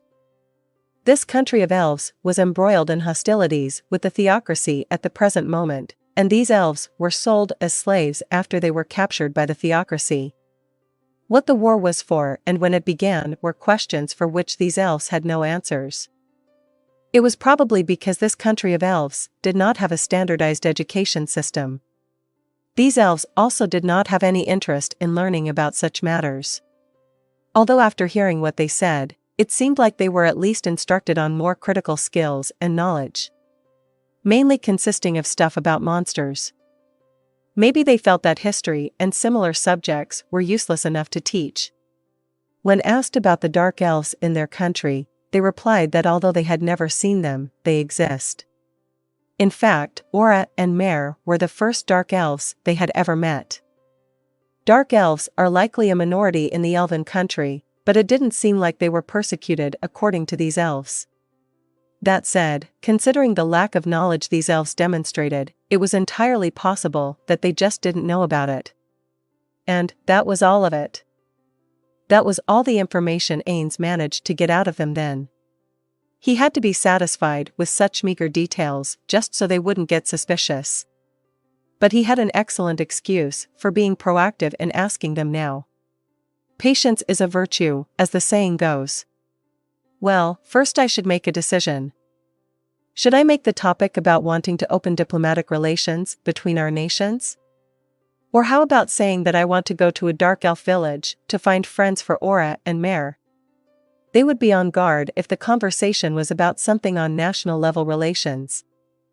It was easier to make them talk if it was a reason that an average person could sympathize with. Moreover, Ainz need not lie as he was really aiming for the second reason, so it would be easier for him. Ainz was a person who could lie as much as he wanted to, but that didn't mean he liked to do so. It was just that he wouldn't hesitate to lie if there was some benefit to be had. It was also better not to lie if they somehow managed to figure out the truth later. That should be the easier way, but I can't imagine how it would turn out if I bring reason up in front of Aura and Mare. he was afraid they would feel duty-bound to make friends. In his honest opinion, friendship was something that was formed gradually with people with similar hobbies. He wouldn't call it friendship when someone was ordered to do it. Ainz remembered his friends from Yggdrasil, his former guildmates. Those buddies he made from encounters and through fate's machinations. It was just that he didn't know if children needed to make friends or not. Ainz Suzuki Satoru, in his opinion, didn't have any during his childhood, which didn't cause any problems for him. Being that kind of person, the fact that Ainz was even thinking about things like making friends was because Yumeko used to say something that affected him long ago.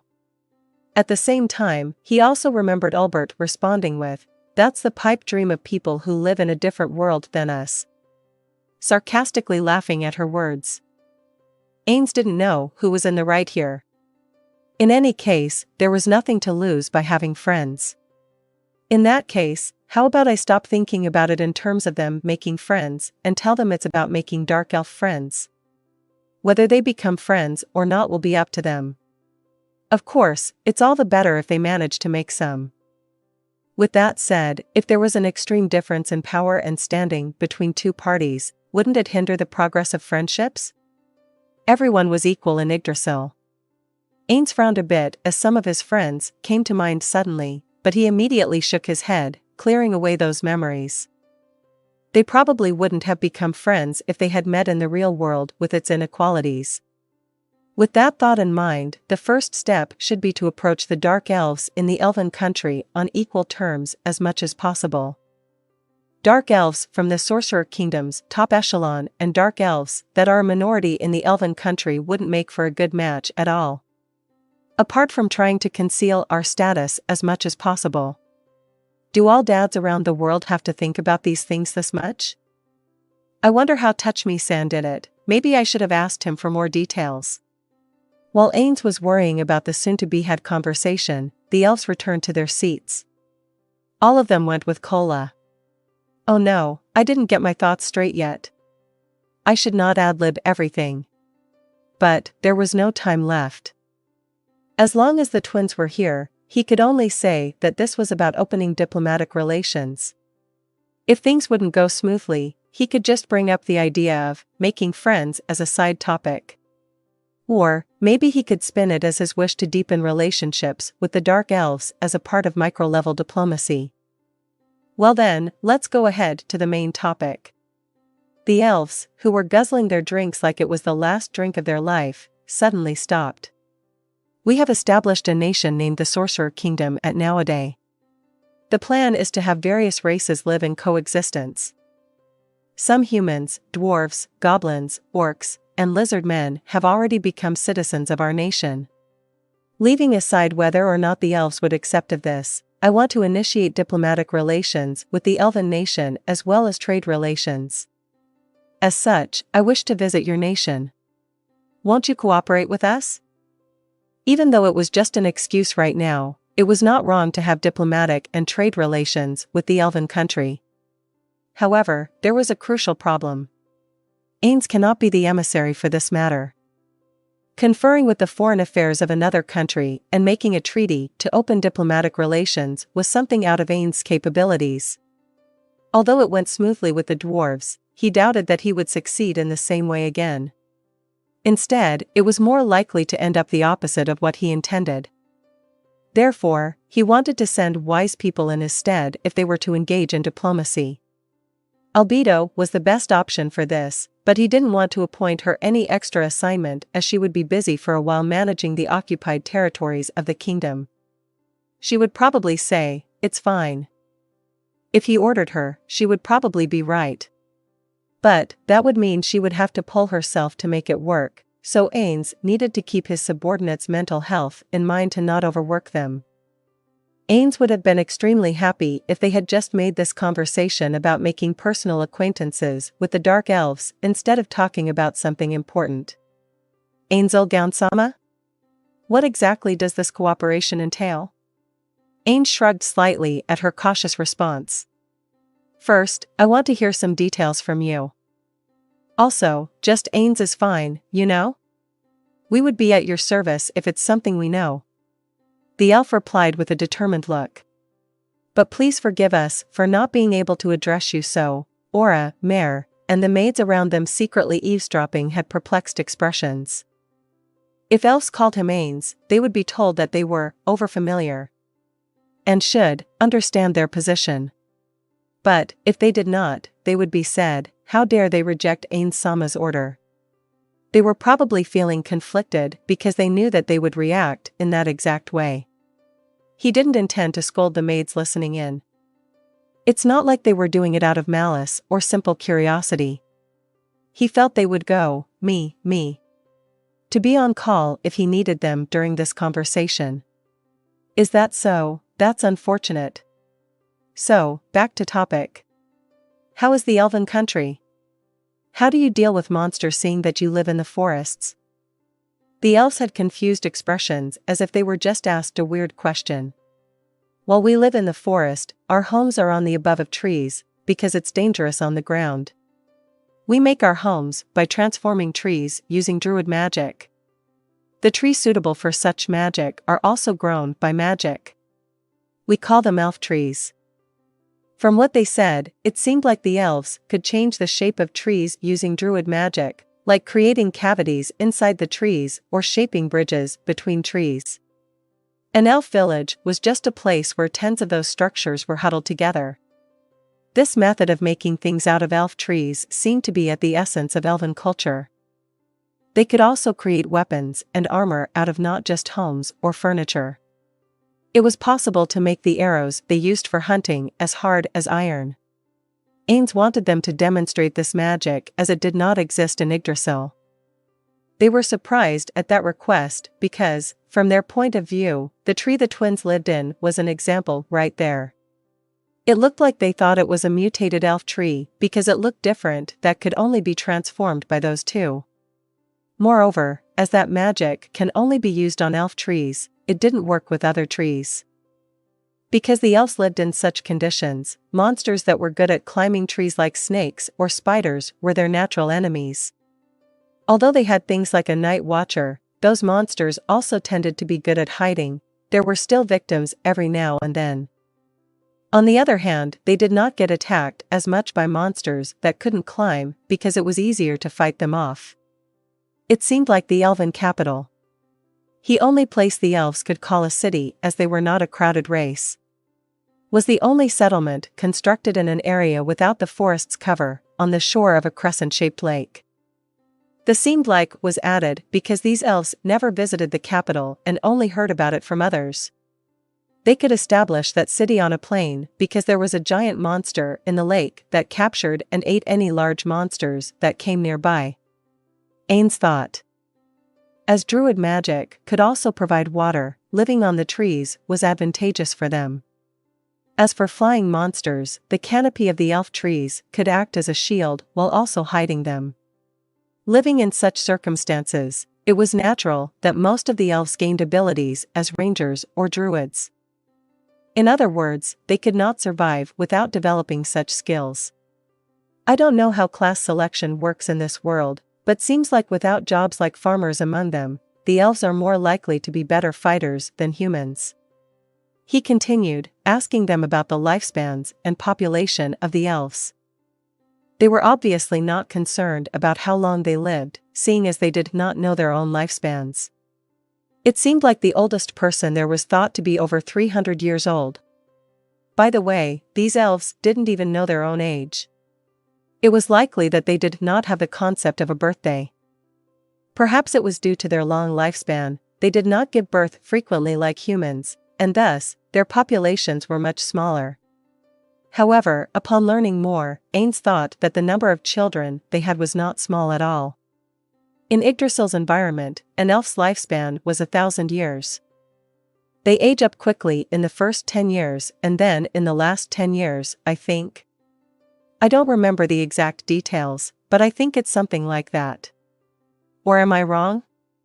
Also, if they supposedly gave birth once every decade, if we consider 200 years old as the initiate of adulthood and 400 years old to be when infertility sets in. 20 children? I want to learn more details about this in the future. Then, if I were to return you to your former village, where would I go? Elves began looking at each other. I see, of course they will not talk about it. It's important information after all. After a while, one of the elves asked hesitantly. Excuse me. But are we going to be sent back to our homes? Noticing their strange choice of words, Ainz realized his mistake. That's right. I forgot that your village was attacked by the theocracy. These elves were not warriors, just people who were living in the village that was captured during the theocracy's attack on it. From their perspective, it was painful to return back to that place. Plus, their safety could not be guaranteed. Let's do this. Instead of returning you to your village, we'll take you to a safe place. Do you have any such place in mind? A village with your relatives, or if there aren't any, how about the capital? The capital. Please forgive us. We don't know any other place except the surroundings of our village. I wonder which place can be considered a safe place. These elves were unfamiliar with information outside of their village, but that wasn't something limited to these girls. It's the same for the villagers from the kingdom or the empire. People in this world mostly live their entire lives at their birthplace, especially those without education. Though they would barely know about their neighboring cities, the other cities in their country might as well be foreign lands to them. While Ainz was pondering over this, the elf spoke again. Excuse us. But are we really going to be sent back outside? That's what I plan to do. If we are to engage in diplomacy with the elven country, keeping you here would make the other side dissatisfied. You understand, don't you? I kept you here until now as an emergency measure, but it will be challenging to continue doing so. However, I am not cruel enough to release you in a land under the control of the slain theocracy. That's why I asked you for a safe location. Although Ainz did not intend to be the emissary, returning these three safely would probably help with future diplomacy. Seeing that the elves wanted to say something, Ainz asked them, "What's the matter? Is it possible to let us continue staying here?" Ainz moved his gaze to the drinks in front of the elves. There was no way that was the reason, right? Why? I can understand if you don't want to tell me, but please do it if possible. About that. The elf representing them took a quick look at the twins. Aura, Mare. It looks like your drinks are nearly finished. Why don't you go and get some more? Okay. Understood, Ainz-sama, let's go, Mare. Awesome. Ainz admired Aura's quick wit. If he was in Aura's position, he wouldn't have understood so quickly that he was being told indirectly to get away for a while. Or perhaps his working adult senses would have instantly understood it. One could stand to reason that Aura was better than Albedo or Demiurge at reading the mood. Ainz could imagine Demiurge with a grin saying, "So that's what it is, Ainz-sama." Those duo would completely misunderstand my intentions. To the point where I sometimes doubt if they are doing it intentionally. Or are they really doing it intentionally? Aura dragged away the still confused Mare by his arms. Ainz spoke after they were distant enough. Can you say it now? Yes. After confirming that the twins were far enough from them, the elf replied with a quick glance. A dark elf's sense of hearing was better than a human's, and rangers like Aura were even better at it. The elf before him was probably whispering with that in mind, but it was highly likely that Aura could still hear them. We are already used to our life here, and we cannot return to that life again. This place, Aura-sama and Mare-sama's house, is the best. Ainz initially lowered his voice to equal the elves, but he let out his familiar voice at the sudden surprise. He thought they were joking for a moment, but after he saw the other two nodding seriously, he understood that was their genuine opinion. First, it seemed like the food quality in Nazarick was on a different level. Elves usually ate fruits, meats, and vegetables by either roasting or boiling them. The amount of passion Nazarick puts into its food was completely different. The elf said with sureness that they were not confident they could ever adjust to their former lives after getting used to the food here. By the way, pizza seemed to be their favorite. I see. Culinary diplomacy does not seem like such a bad idea. Being able to access such fine cuisine should be a point of appeal. Are they dwarves or what? The elves also had other reasons. The level of safety here was also completely different. Even if they lived in a relatively safe place like a village created by druid magic, it was impossible for a year to pass without any casualties taking place due to monsters. In contrast, one could sleep peacefully in Nazarick even without having someone to guard the night. They had a lot to say, but if it was something like this, there was no need to get the twins away from here. As Ainz thought there should be more reasons, he added, and being able to serve those two is a joy. Ainz nodded empathetically. Those two were of a similar race to the elves, and were cute children, to boot. They probably had doubts about serving children, but Aura's and Mare's personalities had likely won them over. Even Ainz would select the twins if he was asked which of the floor guardians he would like to serve. No, if someone did ask him, he would probably say something like, "I can't choose because everyone is wonderful." But if he was being honest, it would be those two. Next in line might be Kokiutos. He really didn't want to serve others. Yet, he thought this could be said in the twins' presence. Although he thought they had something else to say, it seemed like this was the end of their talk. Honestly, I don't understand at all. Wasn't it fine for the twins to hear this? Was there something in the previous conversation that would get them reprimanded by the twins? Well, whatever. All right. Then I want you to continue working in Nazarick as you have done until now. There was no reason to refuse their wish. The elves looked happy upon hearing Ainz's response. It didn't seem like they were trying to flatter Ainz. Although, if we are talking about employing you formally, first we will need to discuss salary and welfare. I will order someone to look into it. It seemed that the elves did not understand what Ainz was talking about, but this was a crucial issue to him. How these elves were to be treated would become a crucial element when they established cordial relations with the dark elves in the elven country. They could say that after freeing the elves from slavery and looking after them, the elves were just paying back what they had received. But there was a boundary to such excuses. Their present situation of uncompensated labor mirrored the practices of a black company. He did not want the dark elves that might visit here in the future to get such an impression. In that case, he just had to use these three to set Nazarick's precedent as a white company. Ainz took a quick glance at the maids around them. They were cupping their hands behind their ears as if to hear them better while making it look like they were resting their chins in their palms. They were not at all concerned about their appearances. He didn't feel like criticizing them since he thought that it was just a display of their loyalty, but he at least wanted them to hide it a little better. I should make a contract with these elves as soon as possible. Also, should I try extending the white company treatment from these elves to the regular maids?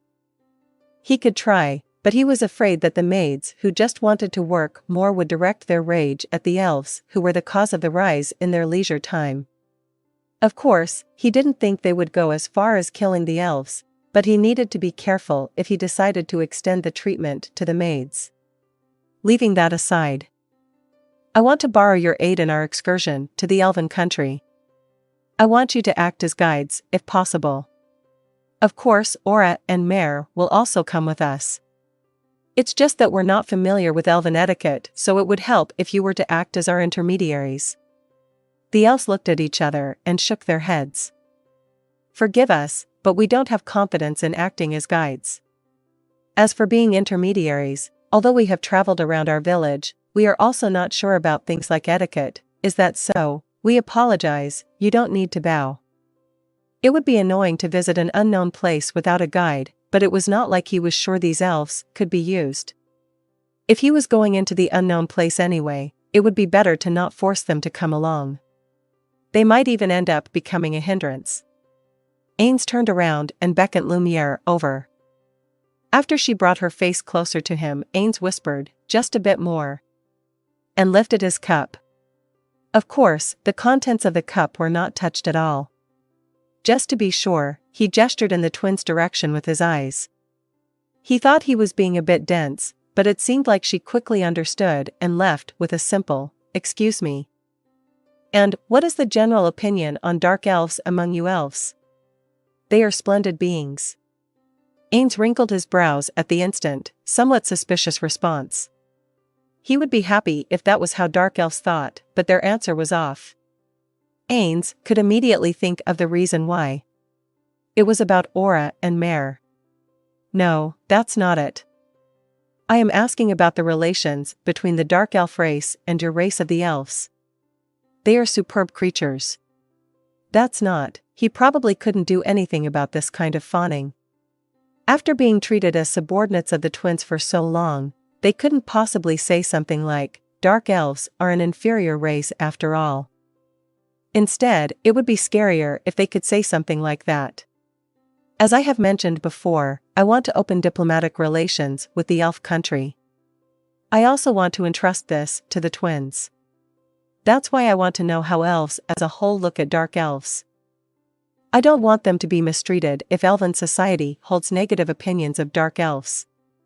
So what do you think?" "I need an honest answer." The elves looked at each other.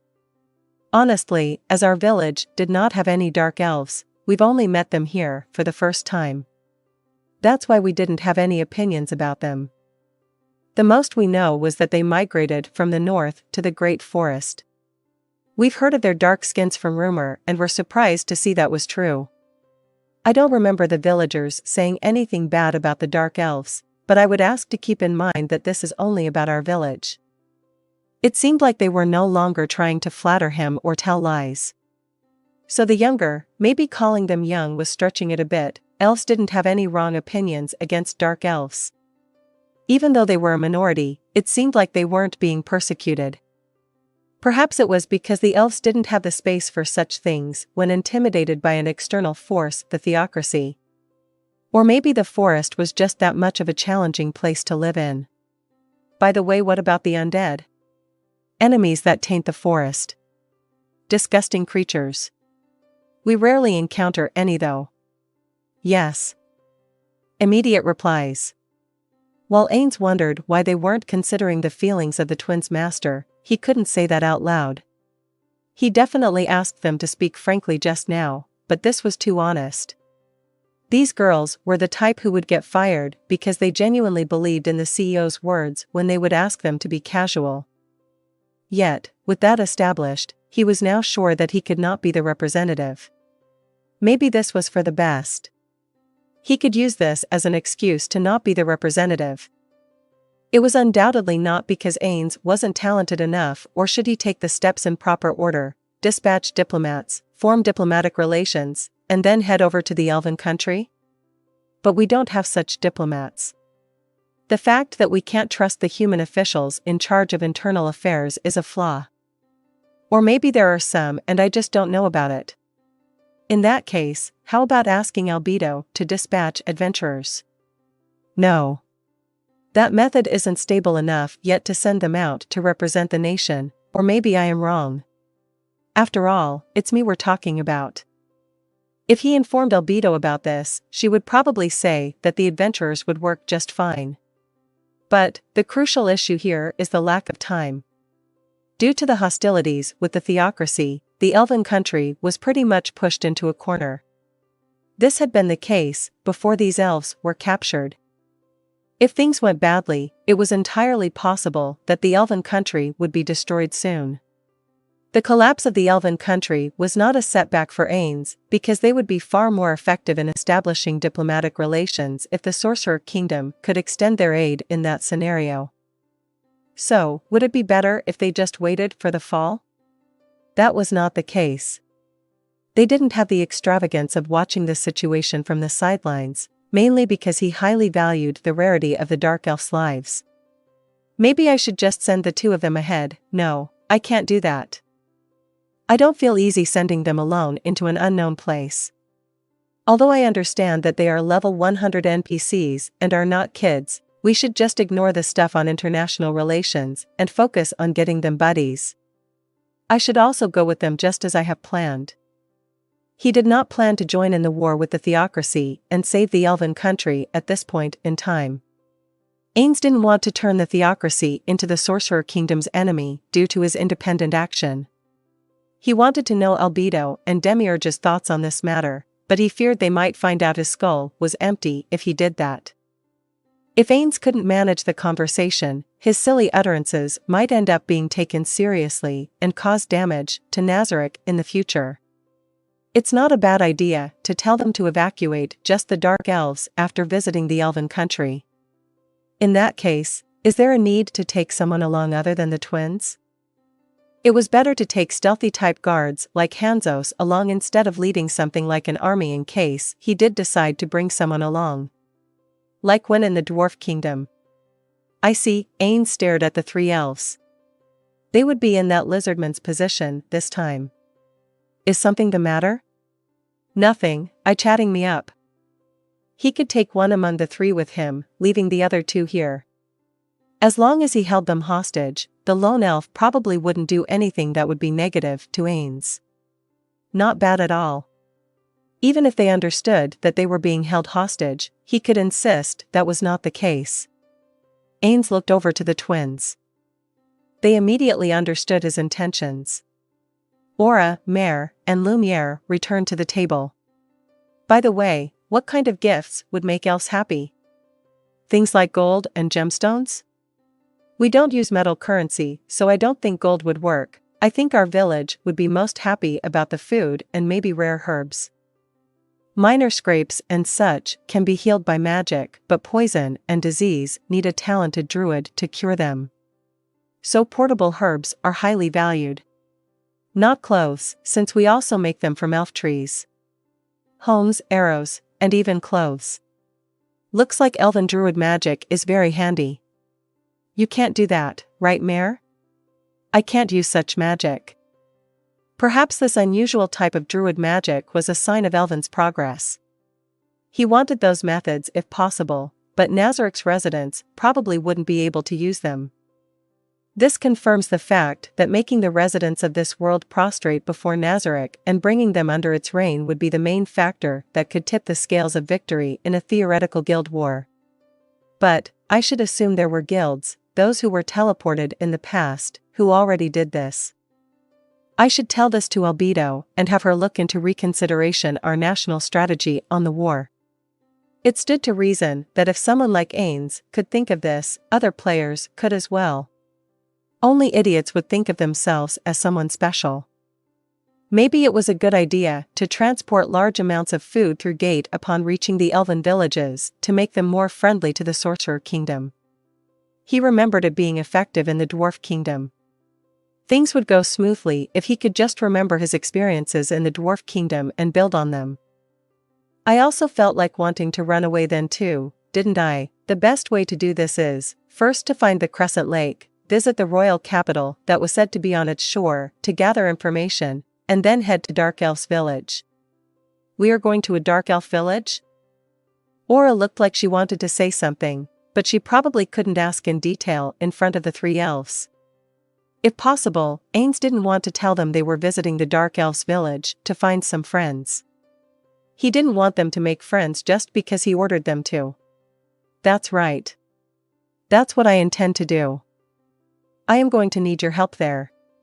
He intentionally ignored Aura's demeanor, but he still got the duo of energetic affirmations in return. Next, what should I do is, persuade the others? I can't make the same excuse I used for the Dwarven expedition. He wasn't confident in solving the next problem, but he had to do something because he also wanted to use this as the foundation to bring the concept of paid vacations to Nazarick. At that moment, maybe they were waiting for the conversation to die down. The dishes were brought over. Well, enjoy yourselves. With Ainz encouraging them, the elves took to the food with savor. What would a person do when faced with a challenge? There were many methods suitable for overcoming one. This time, Ainz used the advantage of numbers and location. With Aura and Mare flanking him, Ainz sat down on the throne in the audience hall, prepared by the guardians.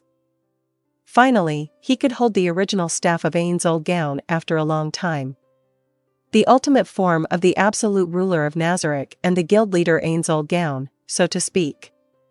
Still, his victory against the opponent that would be appearing soon was not a sure thing. The opponent was the actual last boss.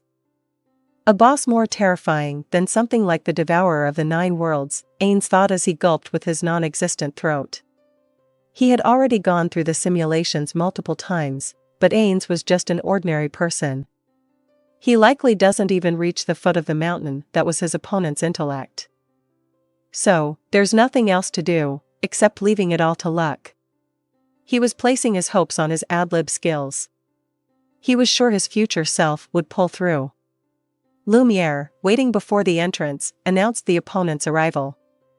Very well. Let them enter. Understood, Ainz-sama. Everyone should have understood who the opponent was by now.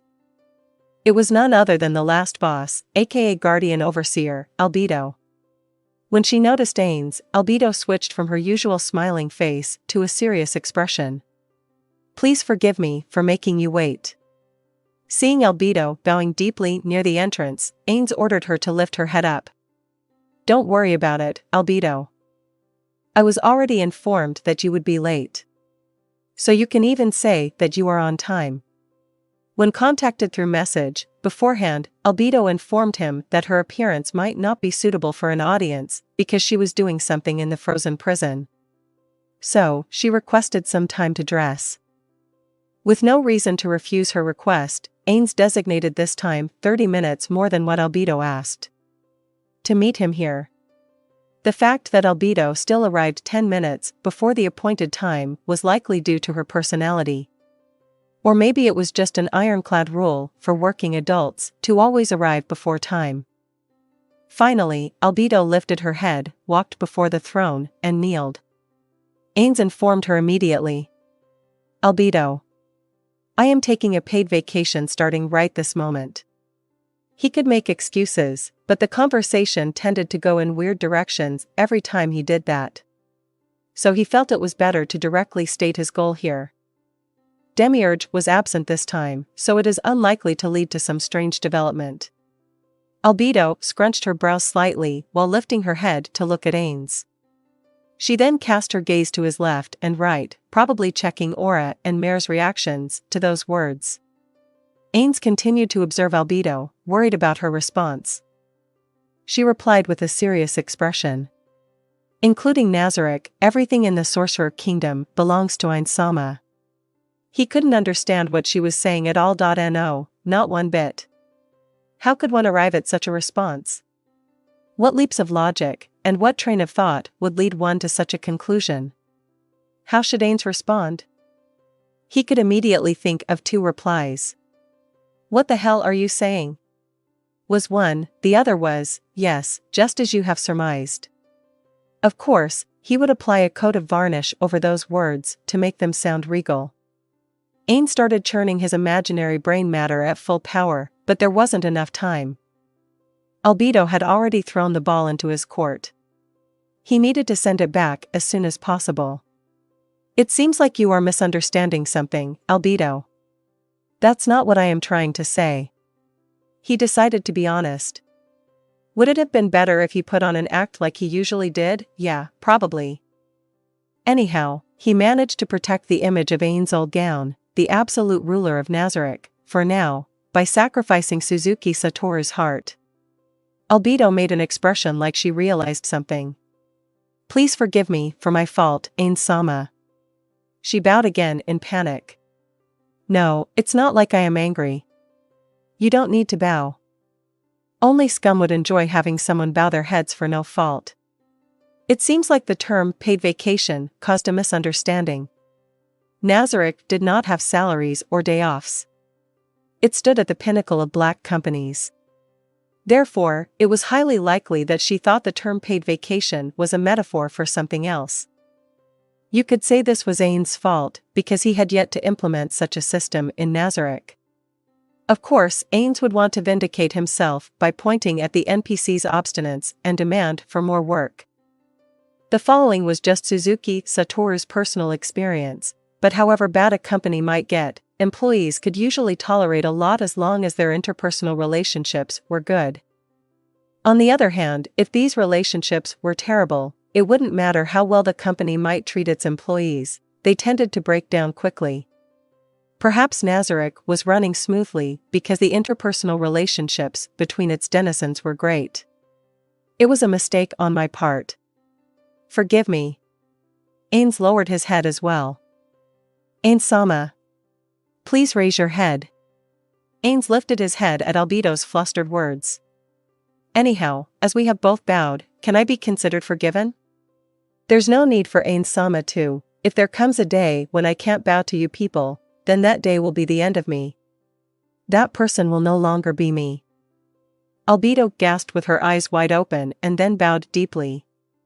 The disturbance by Ainz's side was likely caused by the twins' surprise at Albedo's reaction. Before Ainz could ask her what the matter was, Albedo lifted her head. Ainz-sama said that it's a paid vacation, but is there a plan to head somewhere with the two of them in tow? As expected of Albedo. To have noticed that Ainz was planning to travel just from the phrase paid vacation, Albedo was quite fearsome. If it was Ainz in her shoes, he would have probably said something like, as the two of them are here, are you planning to spend some leisure time on the 6th floor? I am planning to head to the Elven country in the south with these two. So it's the Elven country, Albedo pondered for a while, before speaking again. I see, what do you see? Maybe she was thinking that Ainz was heading over there for diplomacy. He had to make sure. Don't be hasty. I am not going there for diplomatic reasons. I just want to observe their state of affairs. Understood. A simple reply. Ainz thought she was going to say more. This was way scarier. He had the feeling that a critical misunderstanding was taking root. So I will be going on a journey to the Elven country with these two. If there's something urgent, contact me with message. I will be back immediately, that's all there is, alright? I don't plan on doing anything else, okay? I really don't. Understood? Understood. So will you be setting out soon? Yes, that's right.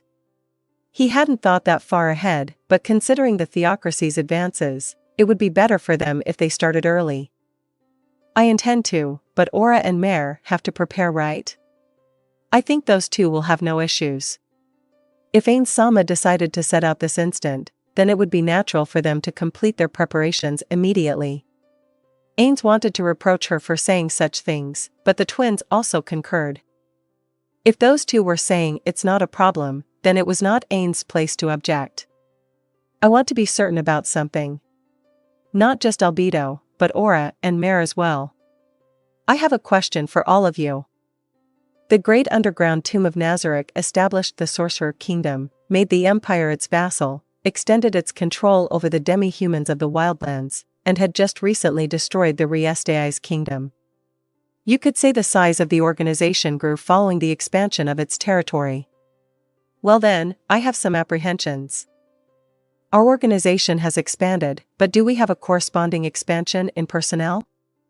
An organization wasn't something that would stop working just because a person or two were taking a rest. Aura and Mare were undoubtedly part of the top brass.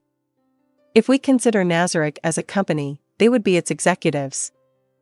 Regular employees could let their peers substitute for them, but executives did not have that luxury. As such, it would be bad if the organization ground to a halt just because the two of them took a rest. In that case, the plan had to be put on hold and perhaps altered. I am worried about that. We might need to take some drastic measures if that's the case. I don't think there will be any problems. And, if it came down to it, there's always me and Demiurge. If we also have Pandora's actors' cooperation, there will be no issues at all. I see. As expected of Albedo. So there's already a solution in place for my misgivings. Splendid work, worthy of being the MO, one of the most intelligent beings in the Nazarick and the holder of the title of Guardian Overseer. Absolutely brilliant. I am highly impressed. He praised Albedo with all his heart. Unlike Ainz, she was diligently managing the organization. If she did not deserve such praise, then no one did. I am sincerely grateful for your kind words. Albedo regained her posture after a deep bow, but her expression was slightly stiff. Another question popped into Ainz's head as this happened. It's Aura and Mare this time, but would everything work without issues if you and Demiurge were the ones to take a vacation? Albedo faltered for a bit but immediately answered. I believe that even if we were to be absent, the others would be able to substitute for us without issues. They would do their best to meet Ainz-sama's expectations. Albedo. It's not about what you believe. What I want to know is whether or not they could handle it without a problem.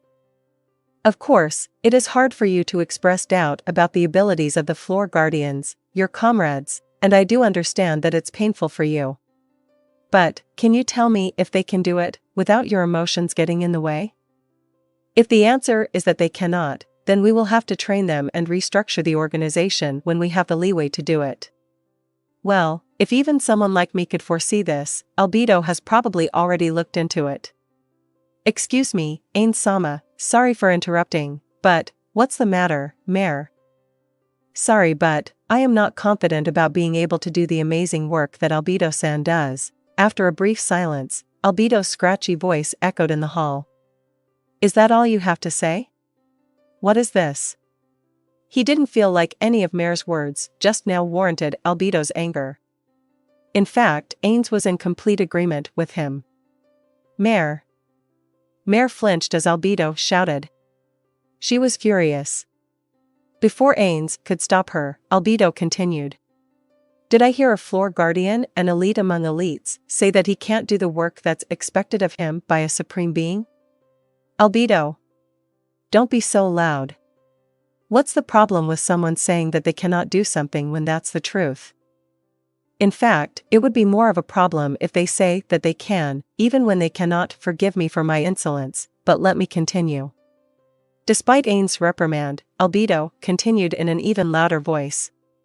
But, as it seemed like she was no longer directing her anger at Mare, Ainz let her continue. There's no problem with someone saying that they can't do something, but they should also suggest how they could work towards being able to do it. A floor guardian cannot be permitted to say that they are unable to do something a supreme being expected of them and end their words with that. Ainz groaned inside. He couldn't say that Albedo was wrong. What Mare said was certainly not good from that point of view. Ainz-sama, I think Albedo is right. Mare should retract his words. Aura said coldly. Being scolded by his own sister, Mare let out some pitiable sounds. As a floor guardian, stop. Ainz shouted angrily to stop Albedo from continuing on. But, of course, it was just an act. He was not really angry. The fact that his emotional suppression did not kick in was proof of that. Ainz released his aura along with his voice. He had just used the aura's visual effect to take control of the conversation, not to debuff others. He chose to use it because he knew Aura, Mare, Albedo, and even Lumiere were equipped with items that granted immunity against mental status effects. He didn't know what Albedo would have said if he let her continue. Maybe she would have gently explained it to Mare later, but as long as there was a chance that it could result in their relationship breaking down, Ainz could not stand aside. Mare. What Albedo said is reasonable. If you express your inability to do something, you should also suggest ways to remedy it. Please forgive me. Be that as it may, Albedo. Don't you think there is a problem with a superior who forces their subordinates into doing something they are unable to? I cannot say there are no problems. I think both of you were at fault this time. I am glad for your loyalty, but anyone could make a mistake. You have to be gentle in correcting them the first time around so that they won't hide their mistakes or repeat them. Honestly, Albedo was just too loyal and capable, so she tended to be forcefully on others.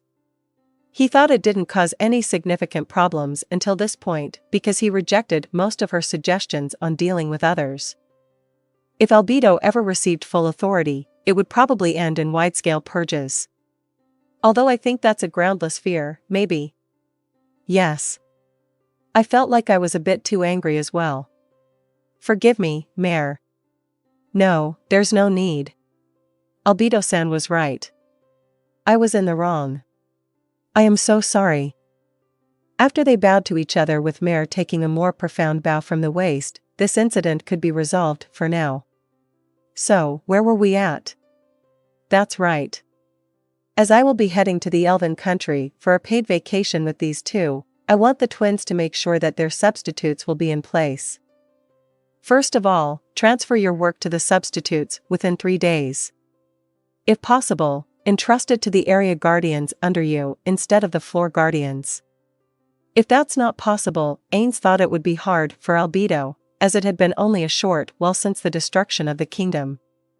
Discuss it with Pandora's actor, alright?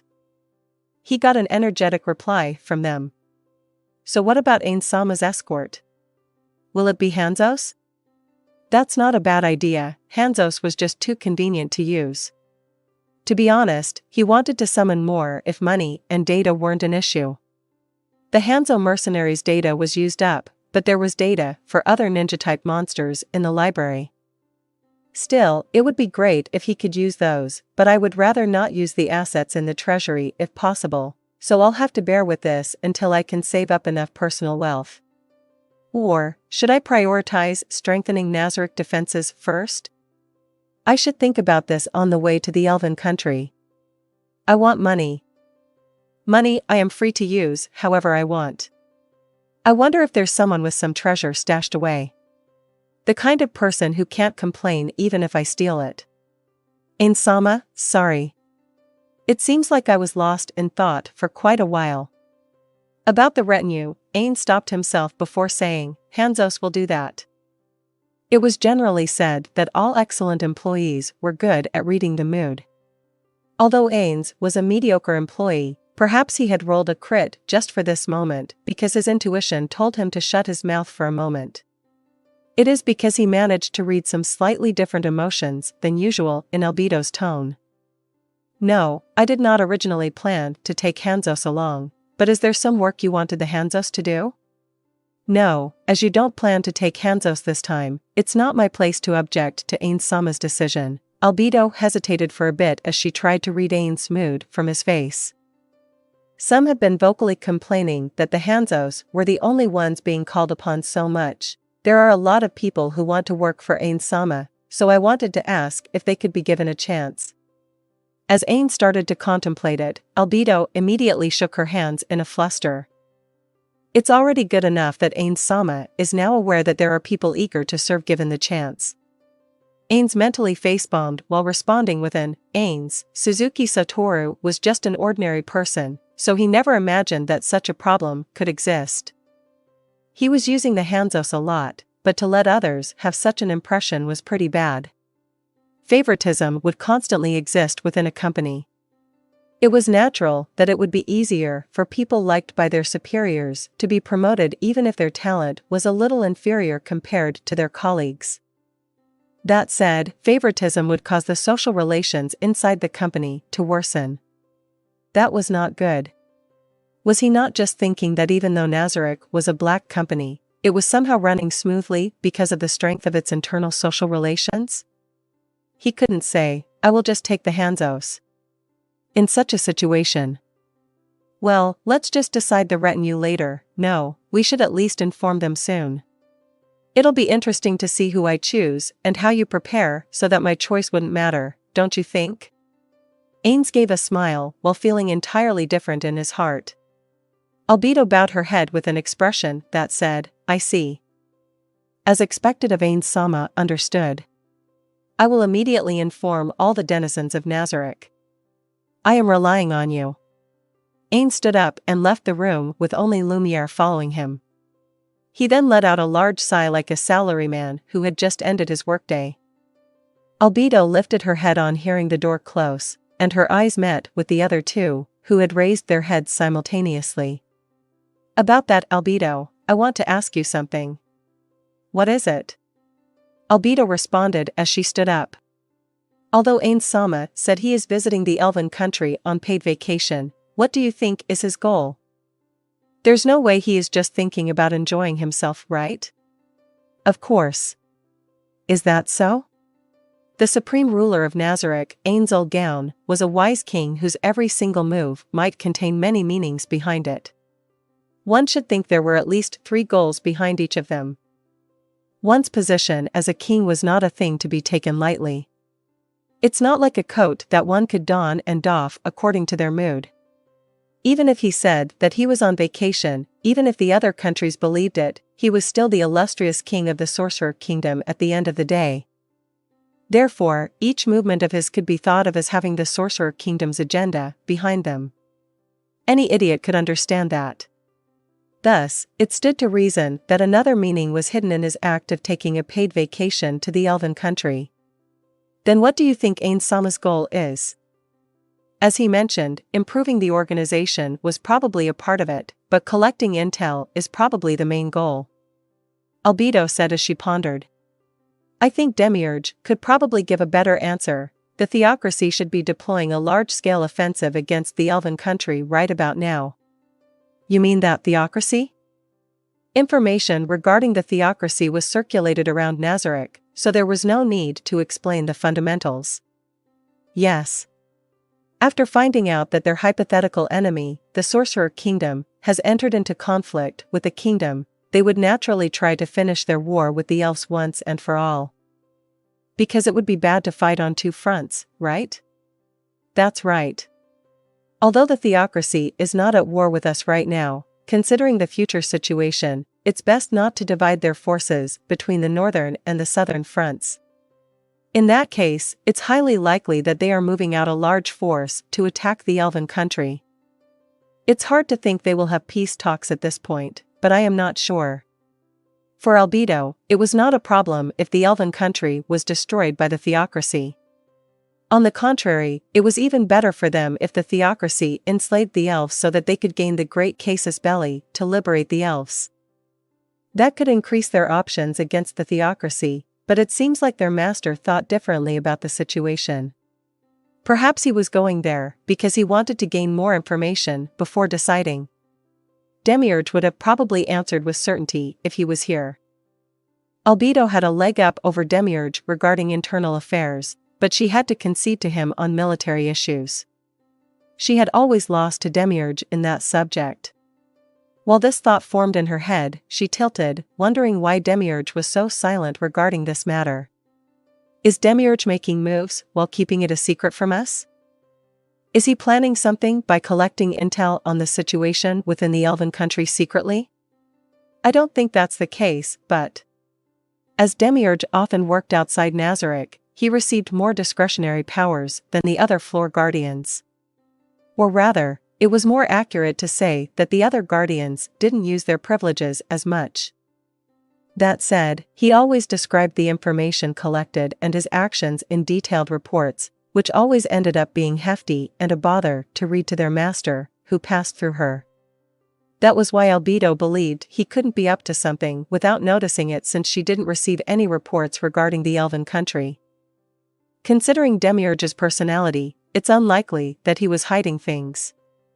He probably just didn't get around to doing it yet. However, the truth was she couldn't be entirely sure about it.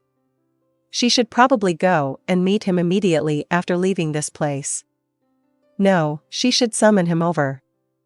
She shouldn't have the talk in his domain, but if she had her subordinates wait at their side during their conversation, it was likely that Demiurge would try to sound out her intentions. But if he was to bring his devils along, would he even take such short-sighted actions? Is he doubting me? He hasn't made a move yet, so the problem is, are we going to fight the theocracy? Yes, about that. We don't know if it will happen. Maybe even Ainz Ooal isn't sure, and that's why he is using a paid vacation as an excuse. Albedo quickly replied in a fluster, jolted out of her thoughts by Mare's question. Even though she pondered for quite a while, there was no suspicion in the twins' eyes. So she decided to save her thoughts on Demiurge for later. Perhaps this time, their master was thinking of traveling not as the ruler of Nazarick, but just as undead on a paid vacation. That way, even if the worst were to happen, the damage to Nazarick would be minimized. Maybe just this once, there were some elements that even Ainz Ooal wasn't sure of, so he is trying to make moves independent of Nazarick. No way. You are talking about that Ainz Ooal, you know? The two elves raised their voices, filled with surprise, and looked at Albedo with eyes filled with disbelief. Their master's wisdom had managed to read and control everything until now. They saw many times when one of his unremarkable moves ended up being the fatal strike for the opponent. According to what they've heard, he already had a general idea of the next 1,000 years and was making moves accordingly. It was natural to doubt Albedo, who said their master could be uncertain about something. As expected, even Albedo couldn't completely read through our master's intentions. Albedo directed a bitter smile at Aura, who spoke with her hands crossed behind her head. First of all, it's impossible for anyone to see the depths of Ainz Ooal's great plans. That is something I have experienced repeatedly till now. Frankly speaking, I still don't understand the reason why Ainz Ooal used the word paid vacation. Just keep in mind that as you are going to the Elven country, it's highly likely that you will have to face the theocracy. The two guardians nodded with serious expressions. Are we allowed to take along our own subordinates? Other than those selected by Ainz Ooal, you mean? Albedo considered Mare's suggestion. While it could be an affront to their master, it could also make him happy that they prepared some on their own. If Ainz Ooal wants a small elite force, no, wait, Albedo started to consider the matter on a deeper level.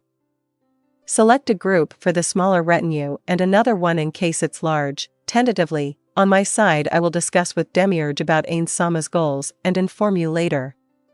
The way Ainz Ooal was extremely worried about the deterioration of Nazarick's organizational capacity. Is that also one of the factors this time? She was answered with sarcastic praise after informing him that there was nothing to worry about. It was probably because she failed to understand the full extent of his unease and her inability to answer the trust placed in her. He was especially worried about that point. For the time being, they had acquired someone who rivaled them in terms of intelligence to work under them. But did he intend to say that even that is not enough? Or was it something else? Albedo spoke after she heard the twins acknowledging her suggestions. I think I will get a hint of Ainz Ooal's intentions from his choice of personnel for the retinue, but I expect the work this time to be of an extremely high level. Take notice of everything without lowering your guard and keep your wits about you at all times. The two guardians gave an enthusiastic response to Albedo. Considering their combat strength, she was sure that they would be able to protect their master, but one should never be careless. She should discuss with Demiurge and prepare for the total mobilization of Nazarick just in case. Even though it will slow down dealing with the remnants of the kingdom, we should prepare for it just to be sure. Albedo left the room with the other two while arranging the order of her duties inside her head. End of the first chapter. If you like my content, join me on Patreon, where you can find more and exclusive novels. Also, you can leave a donation by clicking the Super Thanks button. Thank you very much for your support.